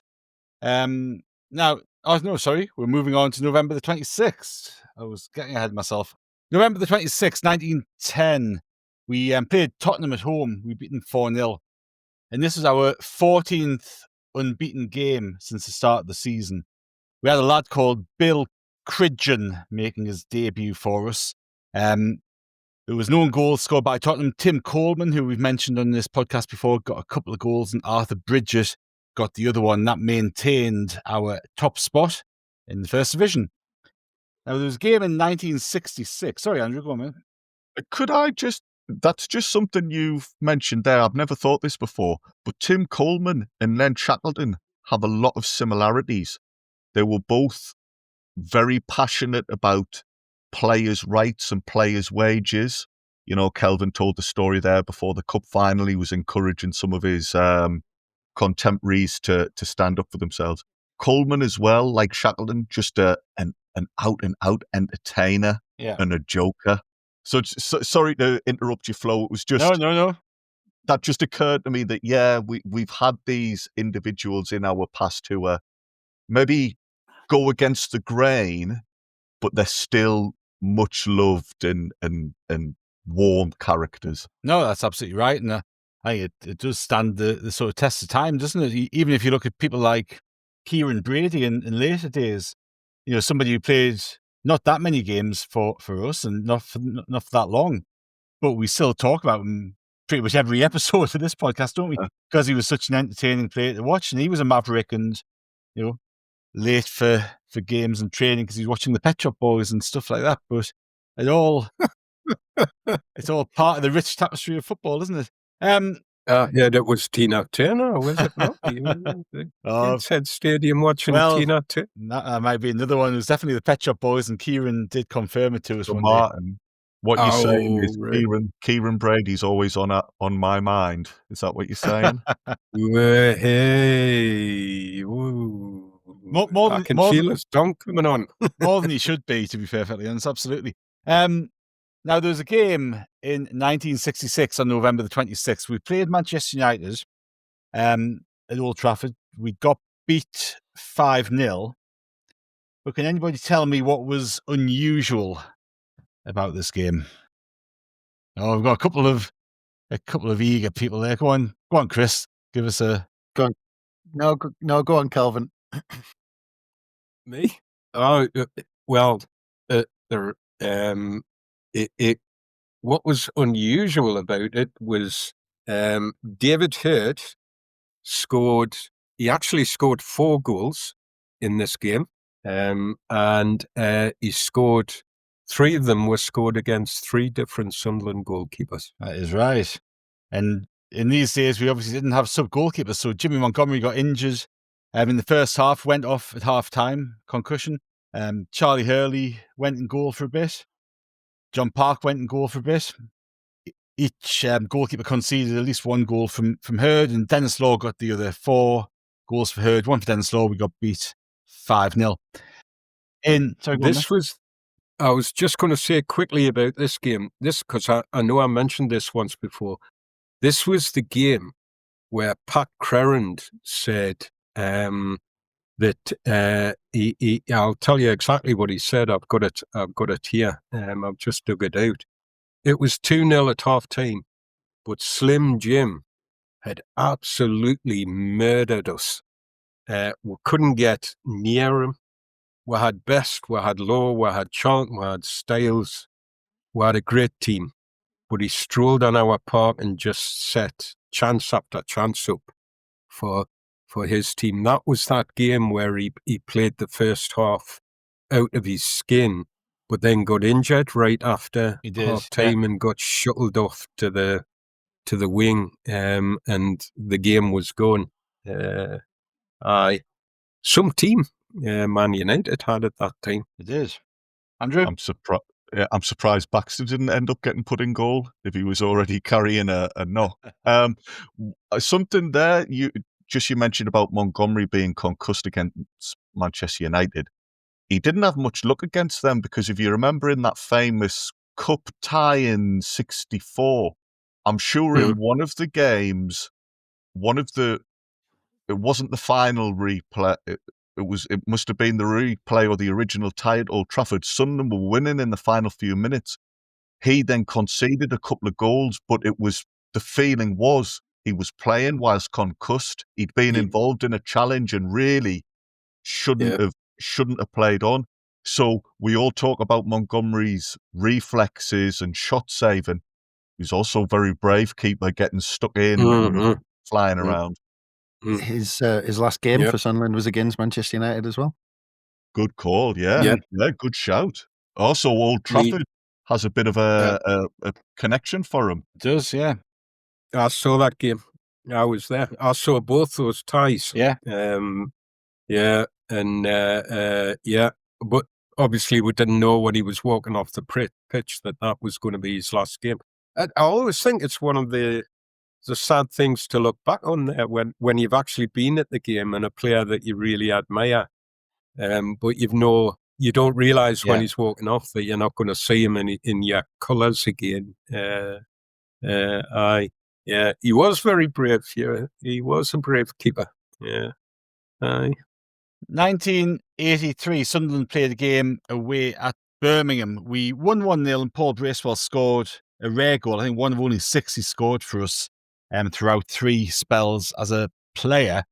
In the Birmingham team, there were 3 future Sunderland players. Any guesses? Was the goalkeeper one of them? The goalkeeper was one of them, absolutely, yes. So would that be Tony Colton? Correct. Yeah, good shout.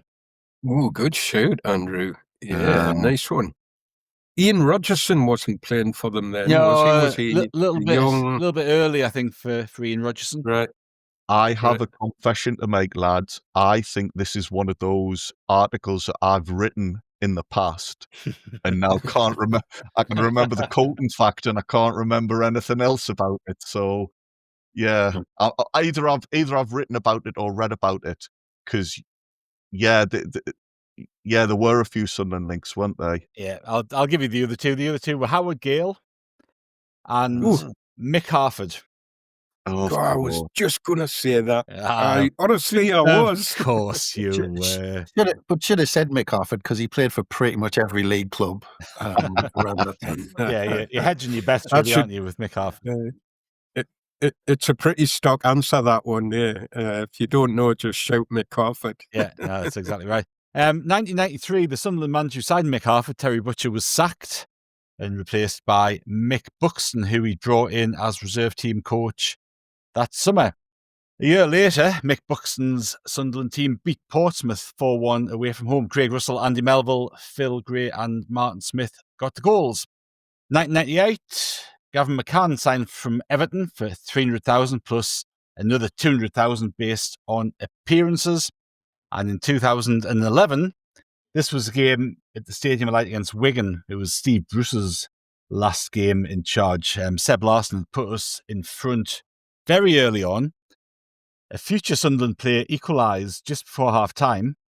That was Jordi Gomez, scored a penalty. And I think there was a bit of a cock-up, wasn't it, at the very end of the game? It was Wes Brown and Kieran Westwood got in a bit of a muddle, and Franco De Santo, the former Chelsea striker, scored in the last minute. November the 27th, we'll go all the way back to 1926, and it's a sort of common occurrence when you're talking about some of the things at the early stages of Sunderland, because we remained at the top of the First Division after beating Sheffield United 3-0 at home. Goals from Bobby Marshall and 2 from Bob Kelly sealed the win on that day. 1949, Dennis Stewart was born. Now, in 1999, there was a game that we played at Vicarage Road against Watford. And Kelvin, you just talked there about Jimmy Montgomery's last game at Old Trafford, and it would be nice to know when certain players were departing the club and it's the last game for them. This was Kevin Ball's last appearance for Sunderland. Came on as a sub. Kevin Phillips was returning to Vicarage Road. He got 2 of the goals. We won 3-2. Gavin McCann got the other one. But Bally came on sub. That turned out to be his last appearance. And it was, again, that's one of those ones where it's a real shame that he didn't get the opportunity to kind of acknowledge everything that Kevin Ball had done. Obviously, as testimonial against Sampdoria in the summer. But it doesn't quite seem the fitting way for Kevin Ball to finish off his Sunderland career, does it? No, definitely not him. I mean, when he's a different kind of legend, Bally, isn't he? When you think we've just been talking about Shaq, but totally different kind of legend. But boy, this bloke, he put a shift in for Sunderland. Although, remember a couple of weeks ago, we're saying his career didn't with us got off to a slow start. He was he looked a bit Bambi on Aces when he first came in, and he was playing at the back with Benno, wasn't he? When he first came, he was.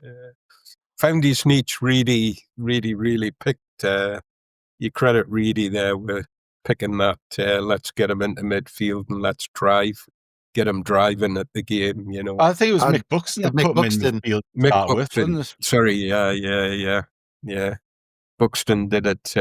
Because a lot of the local journalists at the time thought he was crazy putting Kevin Ball into midfield. Yeah. I think I've said it before, but it was like Terry Venables talked about Kevin Ball once and said he had a touch of a blacksmith, which I think works on many different levels. To be honest, to describe him. No, it does, doesn't it? But yeah, it is interesting when players just kind of disappear because they move on when it's not expected, and the legends at the club, and they don't get have a proper send off. But the other thing I wanted to mention about this game randomly was Alec Chamberlain was in goal for Watford that day in the Premier League, and he was one of those we discarded when we went up to the Premier League because he wasn't good enough. But as he got into his 40s, he seemed to get better than he was for us. Years earlier, but Peter Reid didn't. Yeah. Reid didn't think he was good enough for the Championship. Never mind the Premiership, did he? Yeah. It's funny with Kevin Ball. Sorry, Andrew. Chris, you'll remember you and I spoke to Viv Busby, God rest his soul, a few years ago, and he was talking about that period of time when they were preparing for the First Division. And they didn't have much money to spend, and they spent 350 grand on Kevin Ball. And we played a friendly at home against Torpedo Moscow. And he said Bally was playing in central defence. We got turned over 4-1. Bally had scored an own goal. And him and Dennis Smith are looking at each other going, what the hell have we done? This lad's not going to make a difference in the top flight. And of course, he did very much make a difference in the end. But shaky little start.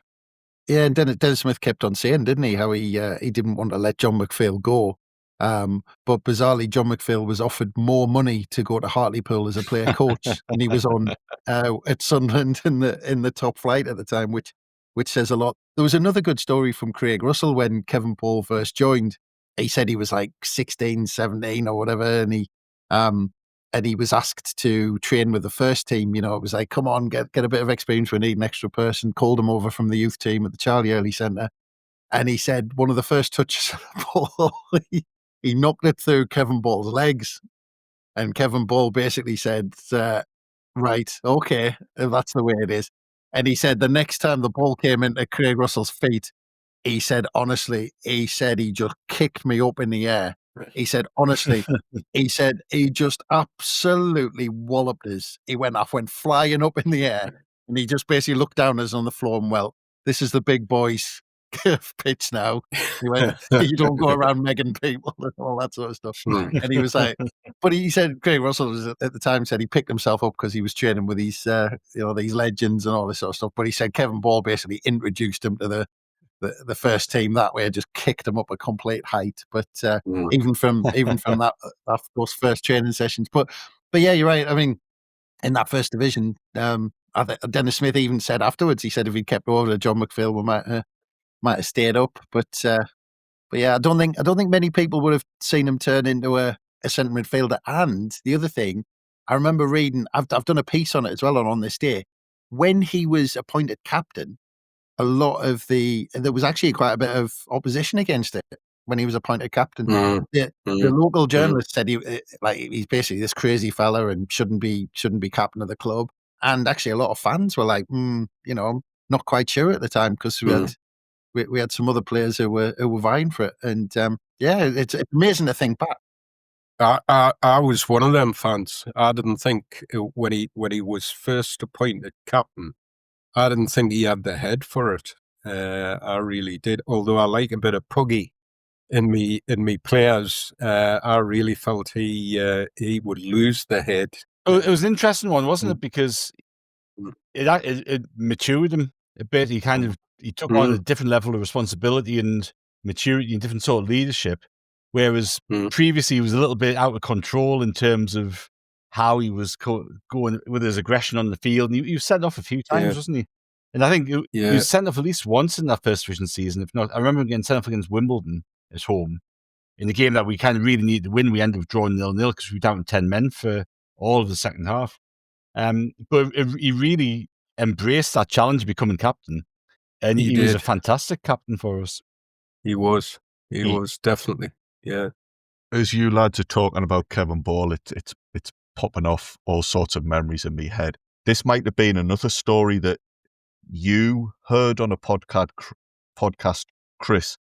That game against Moscow, I think afterwards he went into a chip shop. He just moved into the area, he went to a chip shop. Oh, yeah, I remember. I've heard this one, yeah. Weren't the customers a bit like, the other customers a bit like off with him, and he thought, this is the first time ever where like people recognise me as a footballer. Yeah. And then I don't think he went into the chip shop again until he did well. Is that the memories? I think the right story? Though? I think it was a chip shop in Willington, from memory. Yeah. And I can't remember exactly what was said or what happened, but he got a distinct impression that his fellow customers weren't too impressed with his initial impression.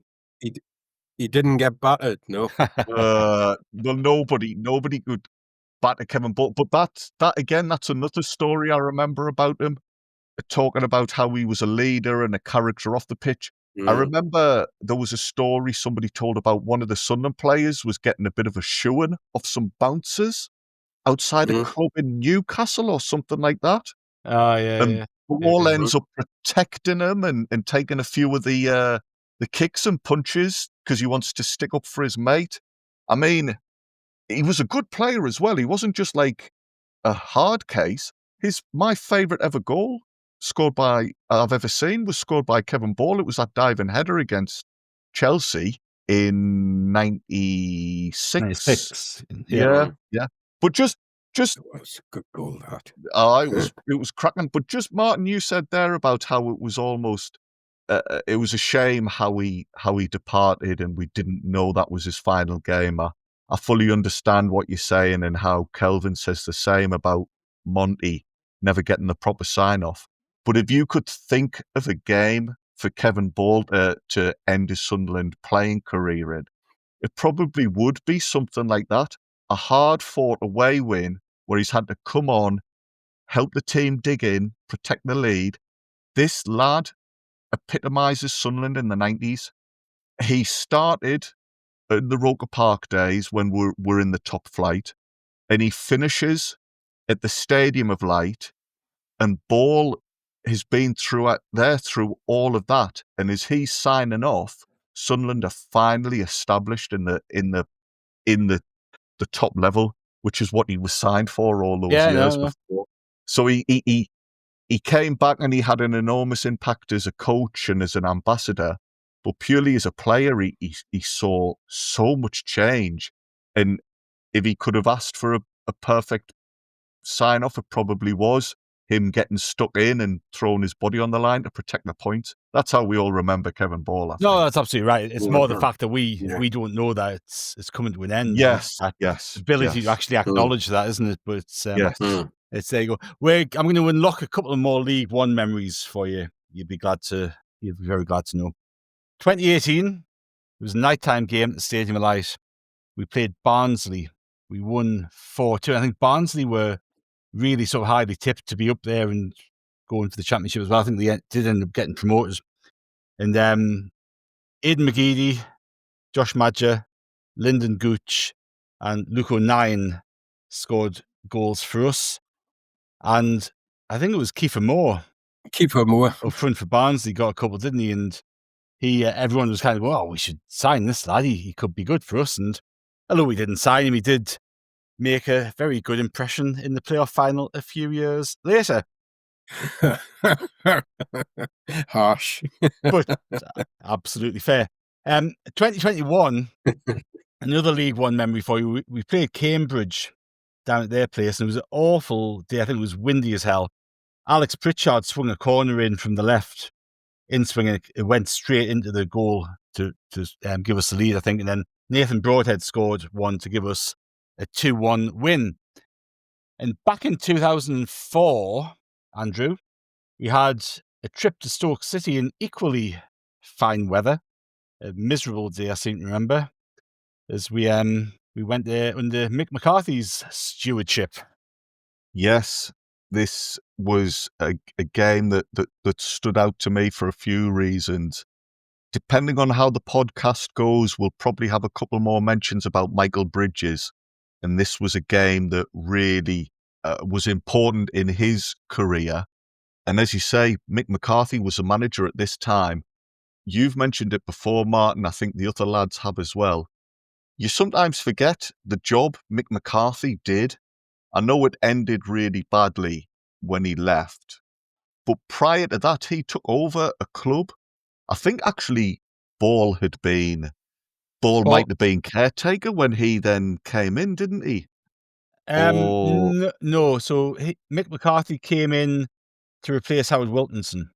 Yes, sorry. Bally took over from Mick McCarthy at the end. Yes, that's right. Apologies, you're right. He was at the other end of the McCarthy era. But yeah, when McCarthy first came in, he was dropped into an absolute mess of a club and had to work really hard, not just to get us winning points again, but just to survive. We were in a severe tricky financial spot then. So he was in charge for the fire sale and had to replace those players with either lesser known names or younger players. 2004, 2005, we ended up being promoted, and it was a tremendous achievement. The Stoke win was important in that, and I do like to always just emphasize what you lads have said before about McCarthy. He was an important figure for us. The game against Stoke had come on the back of a game against Ipswich Town. That had been a bit of a top-of-the-table clash, and I believe had been on the TV. We won that one at the stadium 2-0. That meant I think we'd won 5 games in 6 at that point. So things were starting to take shape. It was really important that we capitalise on that. It's no good beating one of your rivals at the top of the division if you then go and duff the next game. So going to Stoke was tricky, but we played well. We did what we needed to do. The team was Thomas Myra in goal. Across the back was Stephen Wright, Gary Breen, Steve Caldwell, and George McCartney. In the midfield was Liam Lawrence, Dean Whitehead, Darren Carter, who was on loan to us at the time, and Julio Walker. And up front was Stephen Elliott and Marcus Stewart. That wasn't a bad starting lineup, really, to be fair. The only change was Lawrence. He came in because Jeff Whitley had got a bit of a hamstring issue, so that opened the door for Lawrence. He, like Bridges, has a big part in the game. Bridges, you'll notice, wasn't in the starting 11. He was on the bench alongside Ben Anick, Mark Lynch, Chris Brown, Danny Collins, and then, Michael Bridges. There was no room in the squad at all for Andy Welsh, who'd signed earlier on in the week. I didn't mind Andy Welsh. I thought he did No, he was reasonable for us. Fair, Yeah. But Welsh was a good example of what McCarthy was having to do. He was having to sign players from lower divisions and see if they could take the step up. Well, Danny Collins, Liam Lawrence, Whitehead, there was loads of them, wasn't there? Oh, Neil, yeah. Neil Collins. Yeah. Neil Collins is a good shout. Yeah, Neil Collins wasn't a bad player. A lot of these names that I've read out, you're dead right, fall into that category. And McCarthy did well to really pull them into a cohesive group. Just say, though, Andrew, you're talking about playing, potential promotion rivals in November and trying to, keep that run going. He won one of the first 6 and we were sitting 17th. In the modern day, he gets the sack. He just buys all these young players, wins once in the first 6 league games, sitting 17th in the table. I think now, 20 years on or whatever it is, he doesn't survive that. Well, you're coming off the back of the run he had in the Premier League as well. What was it, 12 straight defeats or whatever it was at the end of that season we came in? He hadn't won a league game. He hadn't won a game for us until 6 months or something, or 5 months, I think. That was the season in between where we ended up... Yeah, we ended up losing in the 2 semi-finals. Oh, sorry, yeah. But it's all part of the same road. It's all part of we're trying to turn things around and save the club from a financial abyss. But hopes had been dragged up by him. And like Chris says, after a start like that, there would be questions now. But we were talking earlier on in the pod, was that under Reid? I can't remember which season, but yeah, you've had this a lot in Sunderland history where the team does, even in a successful season, go through sticky spells. Was it we were talking after the Millwall game? I think we were saying about when we won 6-0 against Millwall and then hit a bit of a tricky patch. I hope that was in this podcast, lads, and I'm not just now. No, it definitely was. I can vouch for that. Yes. But yeah, that's a good point by Chris. It hadn't have been the best of starts, but then we're suddenly on a roll. We are up near the top. So that's a pretty quick turnaround. Something that really interested me about before the kickoff. Martin, you mentioned to me you were at this game, so you can take credit for this. Yeah, well, you can take credit for this. Tony Pulis, the Stoke manager, before the game, had noted that there were about 2,000 Sunderland fans due at the match, and he was in the press pleading with the home fans to try and match the noise. Now, that's a risky game, isn't it, to call out your home supporters and say, listen, you need to increase the atmosphere here. But it's also a big compliment on Sunderland that Pulis was worried that Martin and your mates and everybody who was around you, he knew that they were going to be a big factor in the game and get behind the team. The first half, there was only a few clear-cut chances. You lads might remember playing in goal for Stoke was a lad from South Shields who's actually a really big Sunderland fan, Steve Simonson. Yeah. Simonson, yeah. Yeah. There was alwaurs rumours he'd say. There was. Well, yeah. I remember him as a decent keeper, so it would make sense. Capable keeper from the area originally. You would think that would be a deal that might have happened at some point. I'm sure it wasn't the England under-21 keeper or something like that. I'm sure he had. England. Possibly. He was, England 21 keeper. Yeah. Like Chris says, we were linked with him on different occasions, and it wouldn't have been one I would have minded. It would have made sense for that move. he did have a couple of bits and pieces to do. As I say, there weren't too many clear-cut chances. Stoke did think they scored after about half an hour. A fella called Gifton Noel Williams, who is a name I remember from the time, he put a shot through the legs of Thomas Myra, but apparently the liner had already flagged for offside. So it's one of those where the players are celebrating and Martin's perhaps chuckling away because he spotted in the corner of his eye the flags fluttering in the wind. By half time, you'd probably say the game was low on entertainment. There hadn't been too many bright spots. The only part of the pitch where Sunderland or anybody had looked dangerous was down the left-hand side, and it was that link-up between George McCarthy and Julio Arca, which that season were phenomenal for us. Really interesting as well that on this day they played so well, because earlier on in the regular edition of the Sunderland Echo, so not the Football Echo, which came out later that night, but the daytime paper, the big story on the back page by Ian Laws, who was another excellent writer. He's no longer with us, sadly, but he was one of the people who followed on from Argus and was a really good Sunderland reporter. He did an article revealing that Sunderland had turned down bids in the summer for both those players from the Premier League. Yeah. We were in debts of around 40 million at that point. The chief executive, though, in this article is saying, a fella called Peter Walker at that time, he was saying, we felt as a club we really had to keep hold of those two to give us any chance of going up. So that was quite interesting to me that Sunderland, although money was an issue, did stick to the guns on those two. And in the long run, it paid off because they were influential. But like in these days, you probably wouldn't be able to do it, would you? No. Well, it's like Chris says. You probably couldn't go through such a bad start and survive it. You probably couldn't keep hold of two players who were getting serious links to Premier League teams. But fair play, we stuck it out.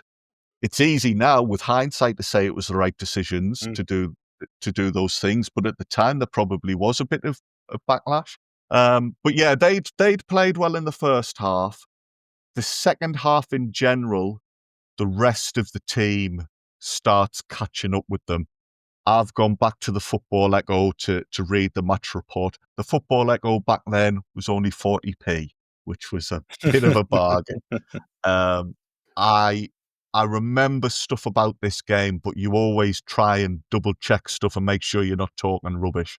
So I did. I dove back into the Football Echo from that day. In the second half, Ian Laws is telling us that we're starting to create chances now. Steve Elliott goes close. Darren Carter twice has really good attempts. But what really kicks off the final run-in is just after the hour, he brings off Marcus Stewart for Chris Brown and goes a bit more direct. Apparently, this isn't something I remember, but at that stage, Marcus Stewart, although he was playing well, gents, he was actually on an 11-game goal drought. He'd scored a hat-trick at Gillingham and then it deserted him. I'm sure it was it this season. Yes, it was. So this season, if you have a look through the games, McCarthy would often take Stewart off after an hour. And that changed when we played Forest around Christmas time. Because I think we'd use all of our subs, or a lot of our subs. And he had to leave Stewart on. And Stewart ran through in the last minute and scored. He did, yes. I remember that. And then from then on, he seemed to persist with Stewart a bit longer in games. And Stewart often seemed to come up with a goal in the last sort of 20 minutes. But it was interesting. I think he just thought he couldn't. Thought, I'll get an hour out of him and I'll bring a fresh pair of legs on for him. That's a really good shout. Yeah, you're dead right. That's how it panned out. There was definitely a feeling that season that particularly in the first half of games, we were just sizing the opposition up. It was very often 0-0 at half time, like it was in this game. And then, in the second half, we start moving through the gears for a period, as we've said there. He makes that familiar change. However, as the season goes on, he doesn't necessarily need to make that particular substitution, but certainly there is a kind of in the second half, right, lads? We've seen out the first half. We now know what we're up against. Let's take it up to another level.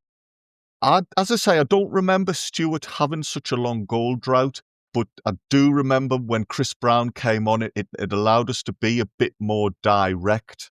Stewart had played well, but it was starting to get to a stage in the game where the clock's ticking down and you need to make a breakthrough. Brown is quite disruptive in the box. He's making it hard for defenders. There is a half clearance from Clint Hill, who is a name I dare say we've mentioned on this before, gents. Clint Hill was with the Tranmere link, wasn't it? Yeah. Because of Brown's involvement, he only gets like a scuffed clearance away. The ball bounces out and Darren Carter has like a 25-yard pile driver that only just clears the bar. So we're getting there. We're now creating these chances. I noticed as well as Clint Hill, there's another player who is familiar to Sunderland fans playing for Stoke that day. It was Clive Clark, who then signed for us. And I think the night Roy Keane made his rather crass comments about Clive Clark, I think we were at Stoke that night. Do you remember news filtered through that Keane had sent him on loan and he had a heart issue on the pitch? That's right, yeah. Yeah. Keane wasn't his finest moment, made a couple of comments which were a little unfair that night. But yeah, here we go. Up against Clint Hill, up against Clive Clark. We're knocking on the door.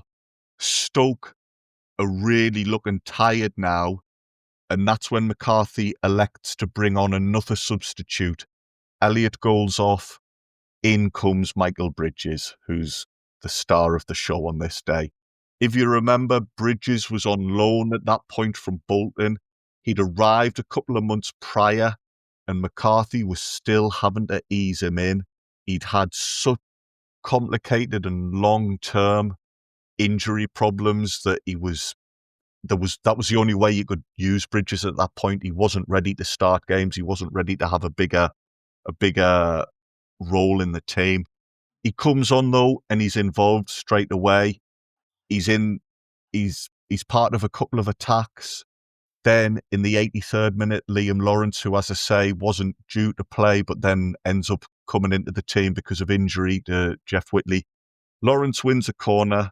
Lawrence takes the corner. He puts it to the back post. It looks to be a pre-arranged move. Darren Carter's there, nods it back across the 6-yard box, and Bridges is in the right place. He's virtually on the line to just knock the ball over, right in front of the Sunderland fans, right in front of you, Martin. Everybody goes ballistic.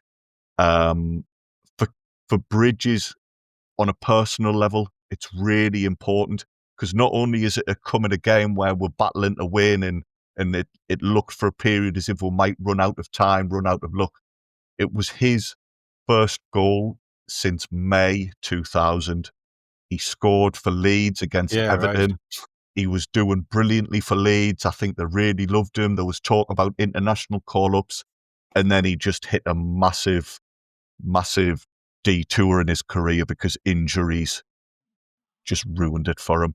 His last goal for Sunderland had been 2 years prior to that.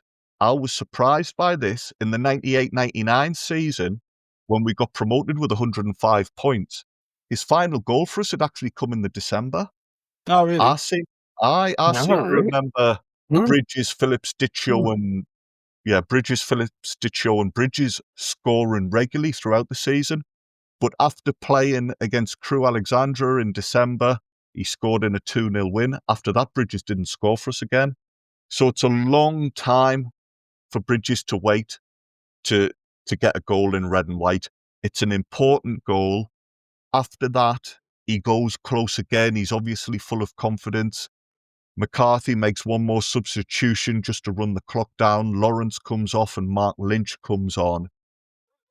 We hang on. Well, we don't hang on in, but we have to make sure we're switched on. We have to make sure we're professional and see the game through. We win 1-0. It means we're now third place in what you'll probably remember, lads, was only just been named the Championship. Sunderland became the first winners of what was called the Championship. Coca-Cola Championship, wasn't it? The Coca-Cola Championship, yeah. We were a point behind Wigan Athletic, who were in second place, and 2 behind Ipswich, who, as I said, we'd beaten the week prior, and we were starting to close the gap. So it was an important win. And don't worry, this is not blue. But do any of you want to hazard a guess as to how I celebrated the win that night? You walked over as many bridges as you could find in the northeast. Or river crossings, different river crossings. No river crossings, and I didn't go late night shopping at the Bridges Shopping Centre or anything like that. This was the day that Sunderland finally got a cinema back. Now, I don't know, lads, if you Kelvin, you've never lived in Sunderland, and Martin, you've never lived in Sunderland. Chris might have moved away from the city by that point. But for a long time, it was a massive thing that we didn't have a multiplex cinema. And everybody used to like to say, you call yourself a city, you haven't even got a cinema. That weekend was when Cineworld, which is now Omniplex, it's the same place now. That was the weekend that Cineworld opened. So it was massive news. It seems daft, doesn't it? But yeah, me and the wife, we weren't even married then. We went to the cinema that night. The day before, there'd been like a gala event, but the day of the Stoke game was when it finally opened to the public. The place was absolutely buzzing. I don't even think we went to see a film we wanted to see. It was just the fact that we could go to the cinema. You can. And it was, it was that good. We loved it that much. And there was still a novelty to it that we then bought tickets to see something on the Sunday as well. I think it was Bridget Jones, which is just not something that I would ever normally pay money to see. So there you go. I'm a simple man with simple pleasures. The only thing I need for a weekend is tickets to a cinema and a good 1-0 win for the lads. Happy days. Well, Bridges and Jones would have been a good striking partnership if they'd played together, wouldn't they? Very good, yeah. It would have been. Very good. Yeah. And it's funny when you look back on this period of time with Bridges, because he'd obviously been at Leeds, got terrible injuries, got back to some sort of fitness. He'd gone on loan to Newcastle the season before and played a few games for them under Bobby Robson, I think. In that summer, we tried to sign him, but he went to Bolton with I wouldn't say Sam Allardyce, but it might have been Sammy Lee at that point. I think it was Allardyce. Just having read through the newspapers there for a bit of background reading, I think it was Allardyce. I think you might be right. I wonder if, anyway, I'm getting down a rabbit hole in my own brain there, but he got to Bolton and Allardyce couldn't get him to a fitness level that would help him play for Bolton in the Premier League. So he sent him out on on loan to Sunderland to see, first of all, if we could actually get him match fit. And obviously McCarthy eventually did, as he said. It was a little while before he played after he joined. But I remember him, his first game back for us was at Elland Road. I'm sure he was a sub against Leeds. Oh, okay. And I'm going to have to have a look at that now, because I'm sure that's the case. If I'm thinking of the right match, that was another important win. That was a Friday night on the TV, and we scored a good goal, and I believe probably Mark Poom was in goal, saved a penalty. If I'm pulling all the strands together. Carl Robinson scored for us. Poom saved a Brett Ormerod penalty. Right. I remember being that game as well. Paul Butler was playing for Leeds, interestingly. Oh, right. Yeah. So you were a regular on the road in those days still? I was. Martin. That was my kind of heyday of home and away. Fantastic. Young, free and single with disposable income. Yeah. Well, a good season to be going to away games, because we did, by the end of it, we had really built up a load of momentum. I think we had a decent record away from home that season as well. We did. No, we had, it was certainly a good season to be following the lads here, there, and everywhere. Right, we will move on to, actually, we'll take a short break. We'll be back very soon. Optimism isn't sunshine and rainbows. It's fixing things, changing the way we fix things. It's running the world on smarter energy. Because if optimism never stops, then change can't either. GE Vernova, the energy of change. Find the biggest voices in sports on the Sports Social Podcast Network. This winter's Ashes series is lining up to be one of the most exciting in a generation. Get all the latest reaction immediately after all 5 of the test matches on the Wisden Cricket Weekly podcast with myself, Gaz Rana, and former England cricketer Mark Butcher. Search Wisden Cricket Weekly podcast and listen wherever you get your podcasts.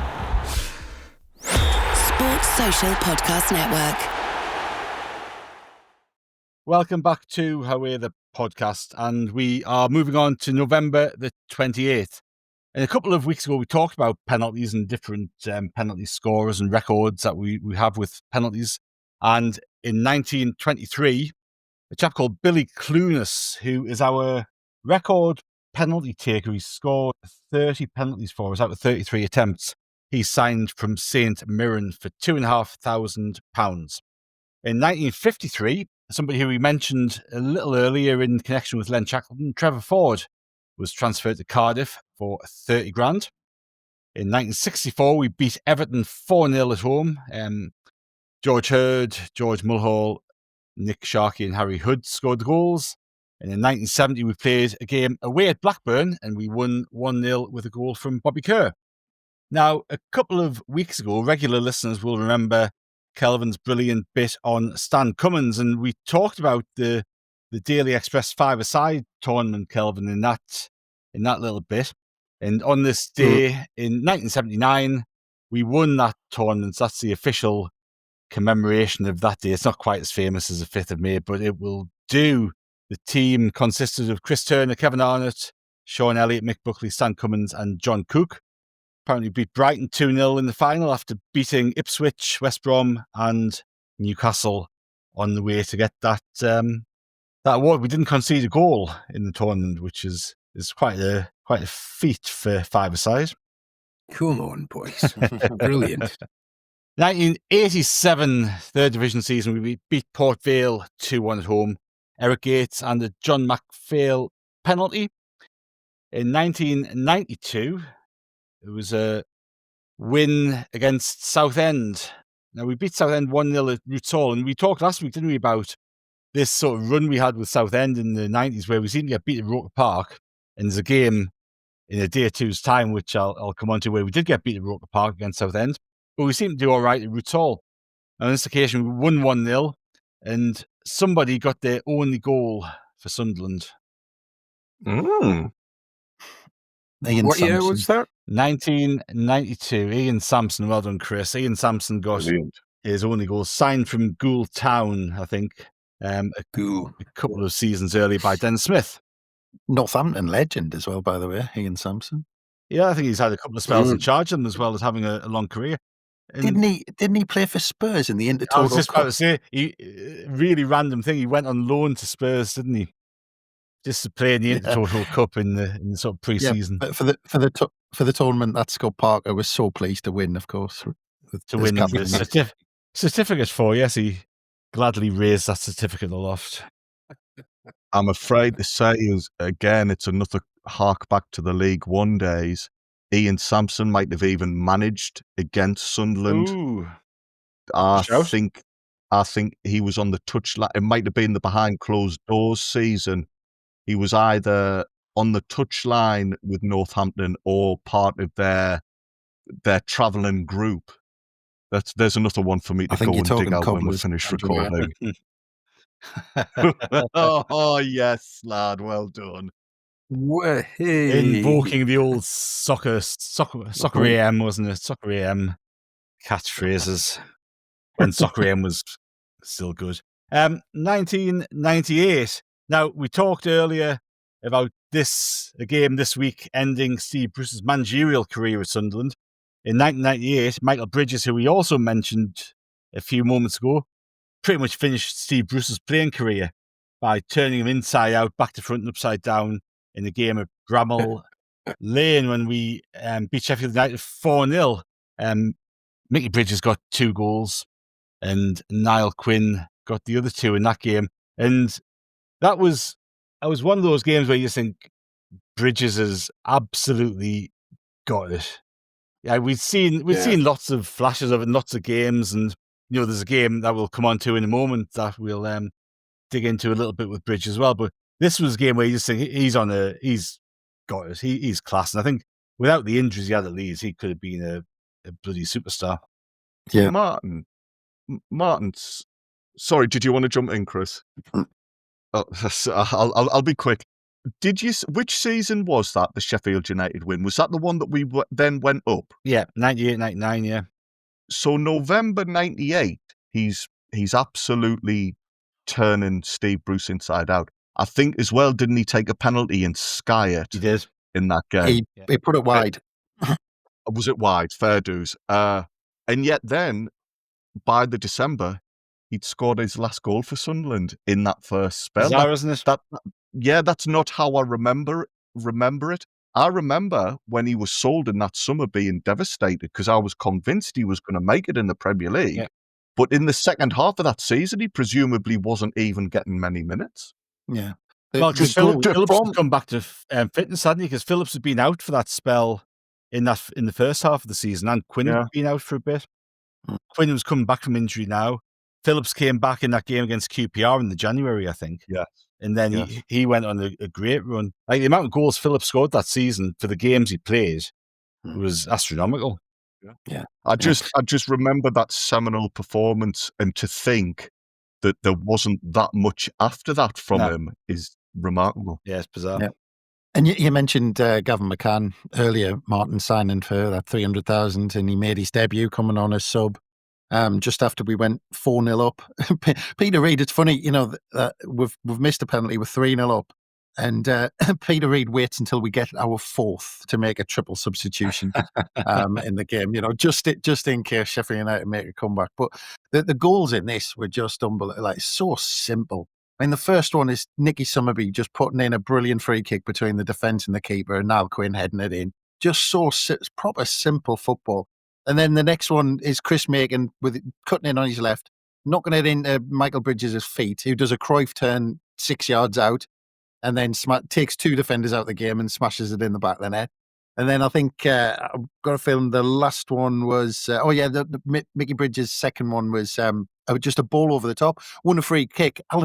It's interesting as well if you watch back the replay on this. Alan Johnson puts the ball down the floor, it's still rolling, and he knocks the ball over the top to Michael Bridges, who does a brilliant first touch and takes it around the keeper and scores. But if you watch the replay back, actually the ball's still rolling, but he gets away with it. But literally a ball over the top. Michael Bridges just bends his run in behind, and there's nobody within 20 yards of him, and then he goes and scores. And then the fourth one, Chris Macon nearly scored his first goal for the club, but the goalkeeper spilled it, and Niall Quinn followed up and scored the fourth. So Quinn got 2 and Bridges got 2. It's interesting to think at the end of this season, in this summer, before Michael Bridges goes, because remember, there was a big fight in that summer between Spurs and Leeds to get Michael Bridges. And he was our record sale for a long time after this, 5 million. But there's an argument to be had. And look, remember, this is the era of strike partnerships and strikers in general. You can rattle through. If you looked at a top scorer list of the Premier League at this time, you've got your Fowlers, your Coles, your Dwight Yorks, your, dare I say, Shearer, Sheringham, Collymores. You could keep on going through the strikers at this point. You could argue that at the end of this season, we had 3 of the best strikers in the country. Kevin Phillips, Niall Quinn, and Michael Bridges. Michael Bridges went on, if he hadn't have been injured, how many caps would have he got for England, and how many times, he was on his way to getting 20-odd goals for Leeds, I think, in that first season, but when he got injured. Kevin Phillips, of course, European Golden Boot. Niall Quinn, unbelievable player, however way you look at it. You could argue in an era of cracking strikers, we potentially had three of the best right up there at the time. It's funny to think back. I mean, this is a first division game where, Steve Bruce, or however old he was at the time, I'm just having a quick look. Haven't got a clue, but 30 something. Basically, we finished his playing career. But we're on our way. Peter Reid's on his way to having that squad ready for the Premier League. Three of the best strikers in the country, and then Martin's personal favourite, Danny Dichio, as reserve as well, just in case he needed a fourth. But yeah, just unbelievable times that we had that in the second tier at the time. And if you look back as well, this win, we played Sheffield United in the playoffs the season before. They'd been managed by Nigel Spackman for the majority of the season before, and then a chap called Steve Thompson was in charge of them for the playoffs. I don't know what happened with Spackman leaving and him taking over. Steve Bruce had left Man United a couple of years before, and I think it's easy now if you look at Steve Bruce, the manager. He's almost a caricature of himself these days, but he was a brilliant football player for Manchester United, a real leader, a real tough central defender. Very unlucky not to be capped by England. He, probably the best uncapped English centre half of the time. He had a couple of seasons at Birmingham as a player to finish off his playing career, and that summer was his first managerial job. So as Chris said, he must have been 34 or something like that at this point, or maybe a bit older actually. I was having a look. Born in New Year's Eve 1960, so yeah, he was knocking on a bit, but he's still been performing at a high level for Birmingham for those 2 seasons, playing really well. And this was the time Brian Robson had gone to Borough and done a good job with them. He was obviously a part of the Manchester United team alongside Bruce. Peter Reid, kind of similar, former England national midfield player, come into a championship club, done well. And Sheffield United was trying the same thing with Bruce. I think he played, 10 games by looking at things on here. He played 10 games for Sheffield United. I do think that game that we've just talked about was his last game. I think after that he thought, I need to concentrate on managing the team. And as we've talked about Steve Bruce a little bit before, he only lasted a season as Sheffield United as manager, and then he went off to Wigan. So it was a bit of a sort of funny time for Sheffield United and for Steve Bruce. But regardless of what you think and what you say about Bruce, he's had a bloody good managerial career, hasn't he? He's managed for almost 30 years, and you don't do that for a complete fool, like. Well, no, you don't really want to think about the amount he's picked up in compensation there for getting consistently sacked and moving on to the next one. No, you could argue some people have but he's either got sacked or he's left the club really early to go and try to make that next step up, and often it hasn't worked out for him. But I think for people who are younger than us, who've just known Steve Bruce, the manager, it's hard to kind of appreciate just how good a player he was, because he was really trusted by Ferguson. He was the captain when Brian Robson wasn't fit and all that sort of stuff. He was a fantastically good player. But yeah, that was pretty much Steve Bruce finished as a football player on that day in 1998. We will fast forward a little bit to 2006, November the 28th. We played QPR away. We beat them 2-1. Roy Keane was manager. Daryl Murphy and Grant Ledbetter got those goals. And in 2015, Sam Allardyce in charge of Sunderland. We play Stoke at home. We beat them 2-1. Patrick Van Arnholt, Bombers' favourite. Woohoo! And Duncan Watmore got the goals for Sunderland. Ryan Shawcross was sent off for Stoke on 47 minutes. Now we'll go on to November the 29th in 1919, and we all love games where we beat Newcastle. And this would have been a fantastic one, Beato, away at St James's Park. Half-time, we're 2-0 down. And it's obviously not going to look too good as the teams walk in for the break. We come out in the second half. Jackie Mordew gets a goal and Barney Travers gets 2 to turn the game around, and we leave that game with a 3-2 win.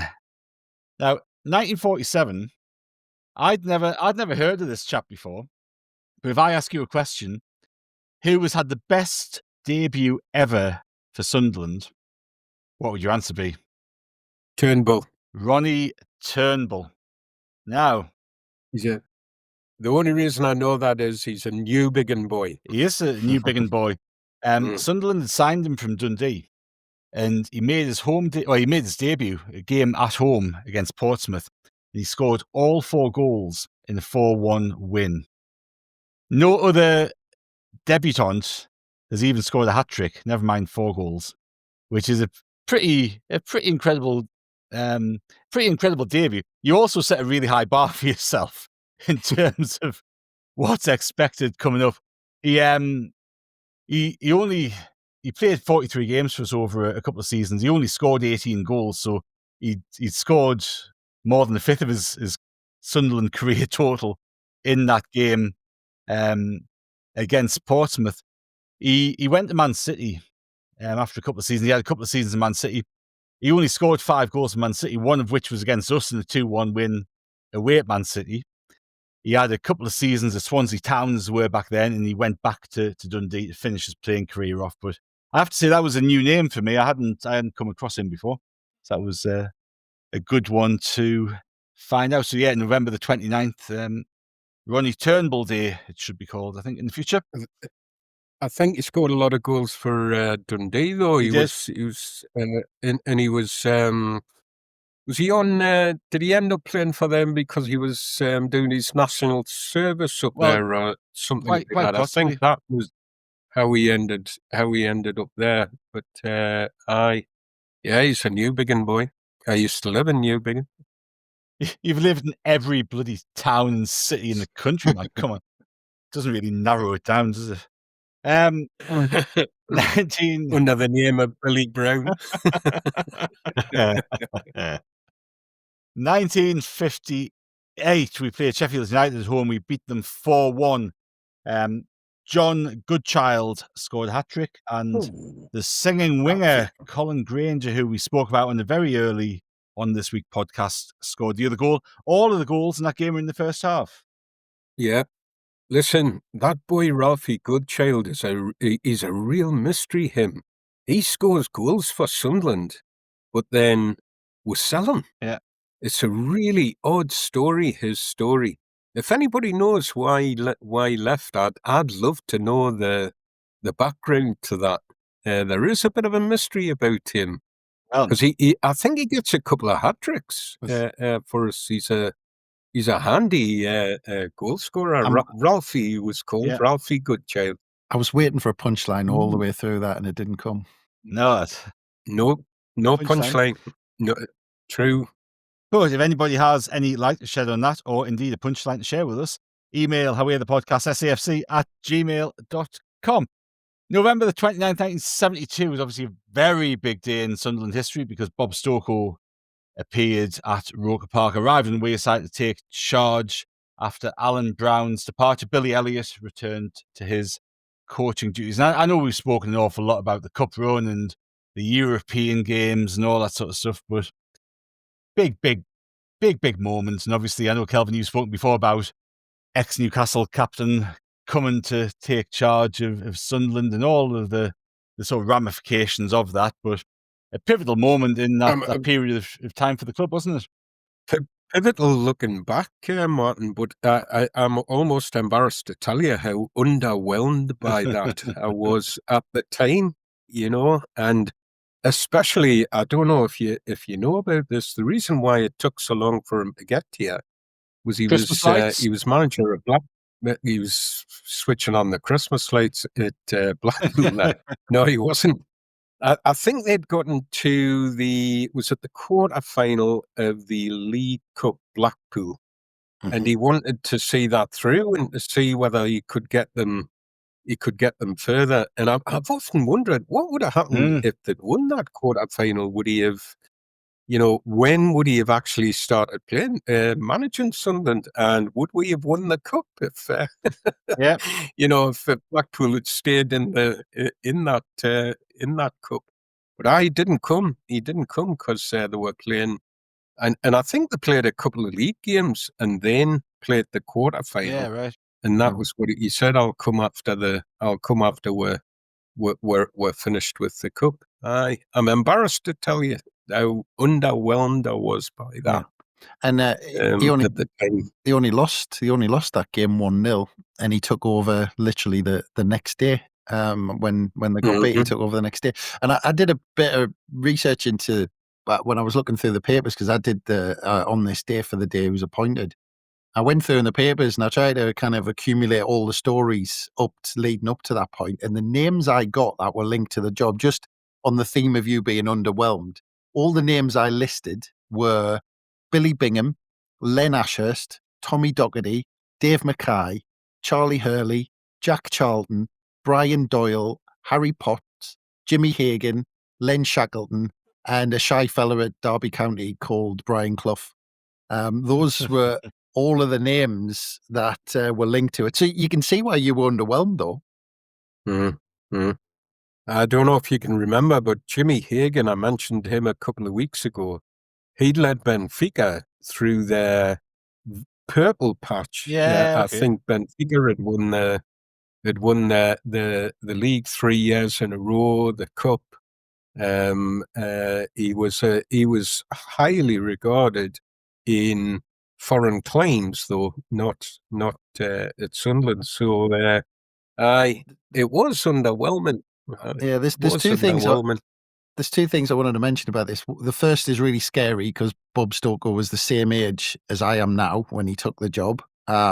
Which, considering how old he looks on the cup final videos and things like that, is a bloody scary thing. The other thing, it must be a good quiz question. You know, who took two different clubs to the quarterfinal or beyond in the same season of the two domestic trophies in England? That must be a good quiz question. And the other thing is just a quote from him on talking to the local press. The journal described him as the gaunt, craggy Geordie, and he said in his opening words to the local press, he said, "Words can come very easily. You can talk all you like about all sorts of exciting possibility, but it's getting the team and myself to work together which is the important part, the part which is really important to Sunderland Football Club. My aim at this stage is to help to bring about a greater consistency. I will give the players my respect, and I will expect the same in return. As far as discipline goes, I don't mind players taking a drink after a match. They have to unwind.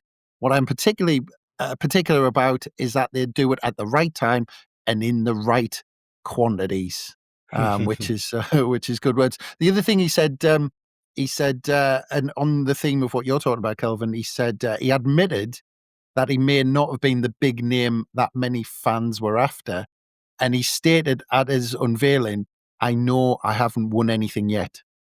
So those were his words there. Quickly changed within about 6 months of that, but yeah. But it's funny listening to those names. I imagine all fans wanted any one of those names probably at the time. Oh, good. And when I think how many months later would that be, standing on the cup at Hillsborough, chanting for him to come out of the dressing room, you know. One of the reasons I am.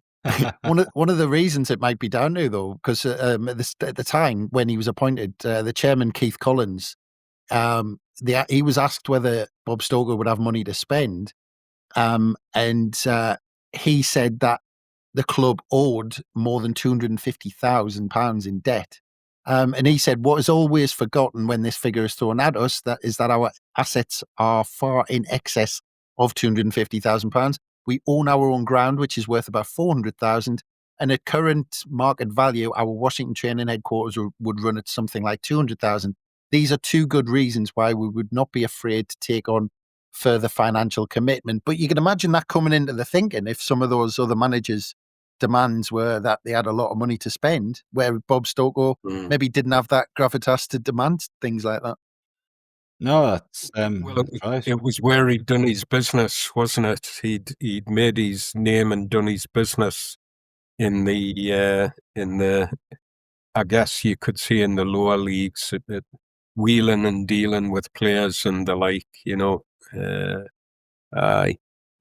He probably, I don't think Collins could have envisaged what would have happened, what was going to happen in the next few months. He couldn't have envisaged that, I don't think. Well, the first thing that Bob Stokoe did apparently was to change the colour of the shorts. We've been playing in white shorts, and Bob Stokoe straight away changed them back to black. And Andrew, you'll, as our resident kit expert, you'll no doubt know all about that. He got the clock that was broken and the clock stand fixed as well, didn't he? Yeah, right. That was one of the things that he did.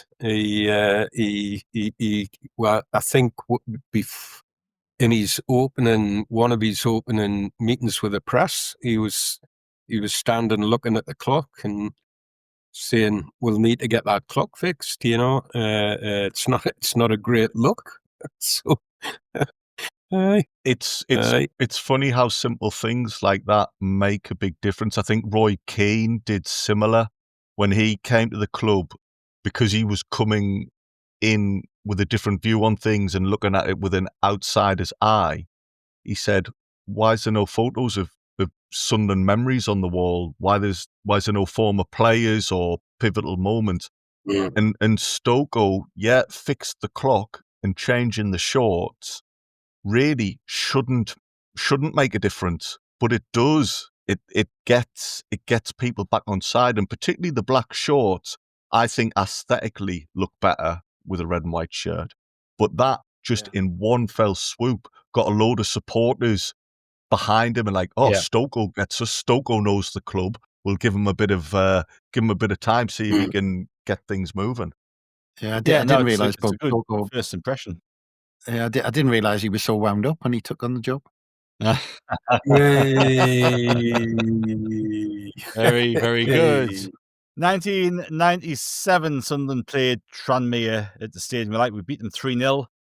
John Aldridge was in charge of Tranmere on that day, but Lee Clark got 2 goals and Kevin Phillips got 1. 2008, this was the game that we played against Bolton Wanderers at the Stadium of Light, and it was the last game that Roy Keane was in charge of the club. The build-up had been, I guess, the pressure had been mounting on him a little bit, hadn't it? We had a couple of defeats, but it was only a month or so ago we played Newcastle at home, beaten 2-1 at the Stadium of Light. Kieran Richardson scored the free kick, and everything looked rosy. Fast forward not too many weeks, and you've got this situation here where we going into this Bolton game, we're desperate for a win. Roy Keane's beard's growing, and you know that's a bad sign in terms of how he's feeling. Djibril Cissé opens the scoring, but again, we end up getting beat 4-1. It was one of those quirks of fate. Matt Taylor, who Keane famously tried to sign for Sunderland, got the equaliser for Bolton, and then, Bolton, Gary Megson's Bolton, just romp home and secure the 4-1 win, and that was the end of Roy Keane. Of course, Ellis Short had kind of taken over as well, hadn't he, and come into the club, and I think that caused a few bits of problems with Keane. I'm pretty sure it was Matty Taylor, wasn't it, who Roy Keane tells the story of waving to the car park, where he said he was talking to a player, and he says, I'm deciding between you and Bolton. And he went, okay, no worries. And he says he's waving to him at the car park, and he gets a text message, and he went, I'm going to Bolton. Yeah, that's right. Yeah. And on the 29th of November, 2020, Phil Parkinson was sacked, and you might have been underwhelmed, Kelvin, when Bob Stokoe was appointed. I was certainly underwhelmed when Phil Parkinson was appointed, and on this occasion, I think we all were, to be fair. I wasn't unique in that feeling, but we were right, and he got sacked. 1988, on the 29th of November, Dennis Smith took Sunderland down to Exeter for a League Cup game, and it was quite an entertaining game on the field, and Chris, I think it was quite entertaining off the field afterwards. Yes, it was. It was 1989, by the way, Martin. 1989. I apologise for that. Just a year out. But when we're our age, a year doesn't really make a difference, to be fair, does it? But yeah. So so it came after, obviously, the season. We'd come up from the 3rd division, and then would finish mid-table in the 2nd division, which was a really good start, I suppose, for Dennis Smith, because nobody really knew what to expect when we'd bounced up from the third division.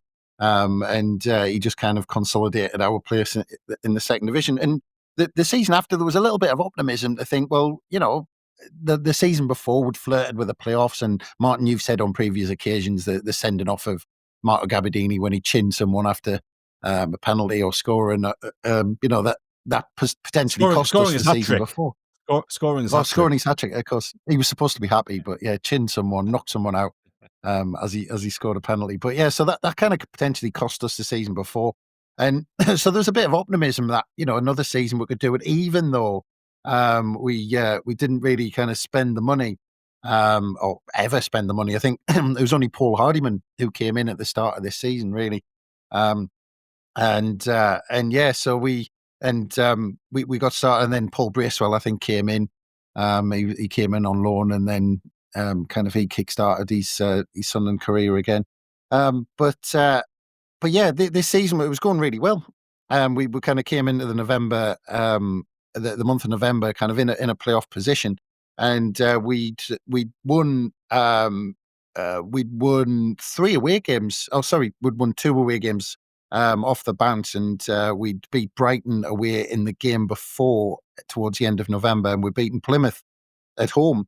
And bizarrely, it was kind of went under the radar a little bit that we were kind of within one game of getting into the League Cup quarter-final, because I think it had been quite a while. I mean, you're talking about 85 really since we'd had a decent cup run in any competition, and yeah, so we were within a game, and we were drawn against Terry Cooper's Exeter City from Division 4, and they were kind of flying high a little bit. They were they were doing well in Division 4, and in round 3, incidentally, in the League Cup, Littlewoods Cup, by the way, this was, just in case everyone's going, oh, who was the sponsor at this point? Because we went through, was it Rumbelows and Littlewoods, and a lot came after that Milk Cup Milk final. Cup, wasn't it? But in round 3, the Milk Cup, and then I can't remember, there was a few other iterations, but Rumbelows, Littlewoods, I remember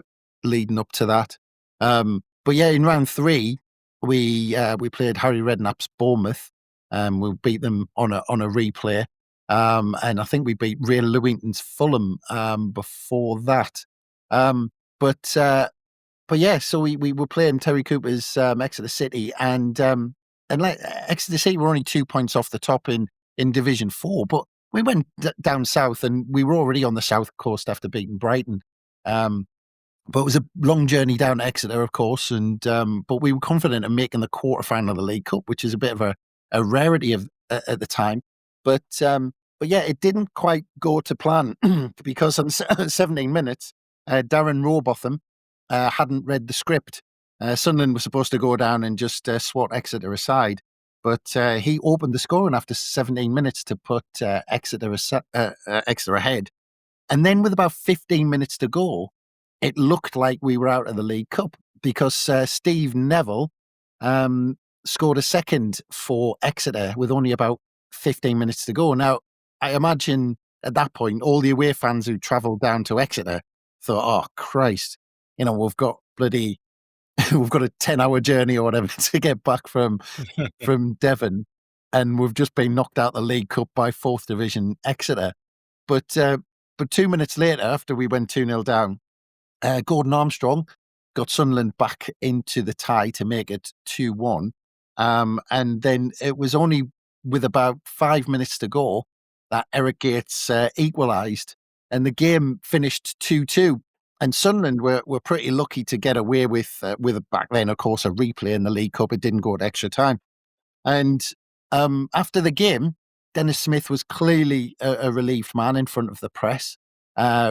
Relieved that we were still in the competition, but relieved we didn't get knocked out by a 4th Division club. And his words after the game said, "We got out of jail tonight." Now this came. I mean, he actually said those words.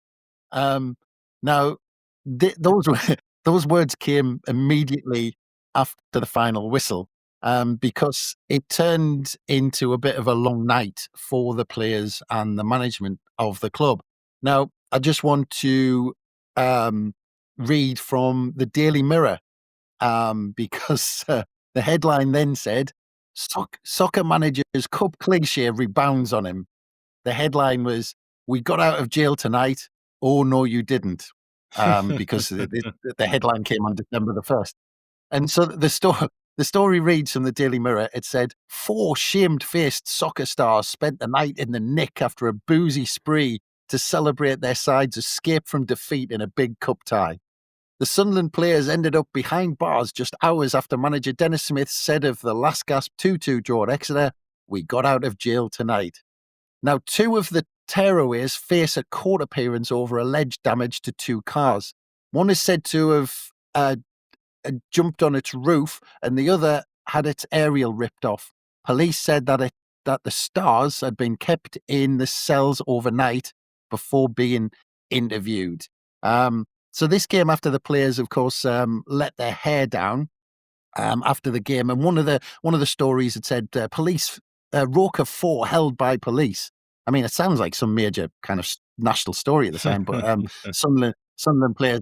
And it's bizarrely the first paragraph or the first sentence of the story says, 4 Sunderland players were arrested early today after an incident in which 2 cars were damaged in Exeter's clubland. Now, I've never been to Exeter, but I do question mark whether Exeter has a clubland. So of course, after the game, so what happened? The players let their hair down, and it got a bit crazy. It did say, the police said an incident occurred on the city's quayside that resulted in 4 players being arrested by Devon and Cornwall police. Police said 2 cars were allegedly seen being damaged in a car park shortly before 4 men left the area by taxi at 2:45 a.m. In their wake, the roof of a Vauxhall Chevette and a radio aerial of a mini Metro were alleged to have been damaged. I mean, classic cars there. I mean, I'm not sure you might have been able to tell if either of those 2 were damaged, if I'm quite honest, back in the day. But then it went on. It went on. Gordon Armstrong and Tim Carter were released without charge, but Superintendent John Lilly added that John Kay and Paul Williams would be receiving summonses through the post to appear before the court at a date to be arranged, and he threw the odd joke or 2 into the announcement, because he said, this is the superintendent, by the way, he said, after watching last night's game, it's a shame we can't charge Sunderland players with robbery.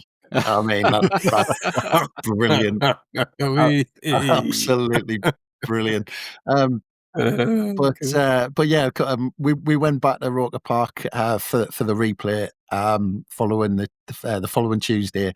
Tim Carter, Gordon Armstrong, and John Kay were all in the side as we then breezed past Exeter 5-2, and Gordon Armstrong scored Sunderland second in that game. But the interesting thing is, as well, in the game, John Kay, Paul Williams played the game before, but wasn't even in the squad for this one in terms of the first 11 and the 2 subs. He was arrested. John Kay was the other one who was kept in the cells, and he was on the bench, didn't get on. So neither of those 2 players played. And Tim Carter and Gordon Armstrong, who did play, were released without charge. But there has been a lot of stories over the years of fans seeing this happen and seeing John Kay do his thing that night. So if you did see the action unfold, not on the pitch, but off the pitch later on, please get in touch with us, because we'd quite like some details about this, because I think the stories about this are one of those that have just grown and grown over the years and become legendary, I think. They have indeed. Chris, though, if you remember being in Exeter's clubland, you weren't really there. So I don't think we're going to get many correspondents giving us the missing details on that one. I mean, I'm just loving the tabloids at the time, like making a massive thing out of 4 Sunderland players, jumping on a couple of cars and all that sort of stuff. I mean, Exeter's clubland, bloody hell. The wheel tatters and shunters and the social club in Exeter are canny pints down there, man. I used to go on holiday down there. You used to live down there, didn't you, Kelvin? I never lived down there. I didn't like the nightlife. You couldn't park your car, man. Well, on YouTube, there are extended highlights of that game, actually, which is a rarity for those days.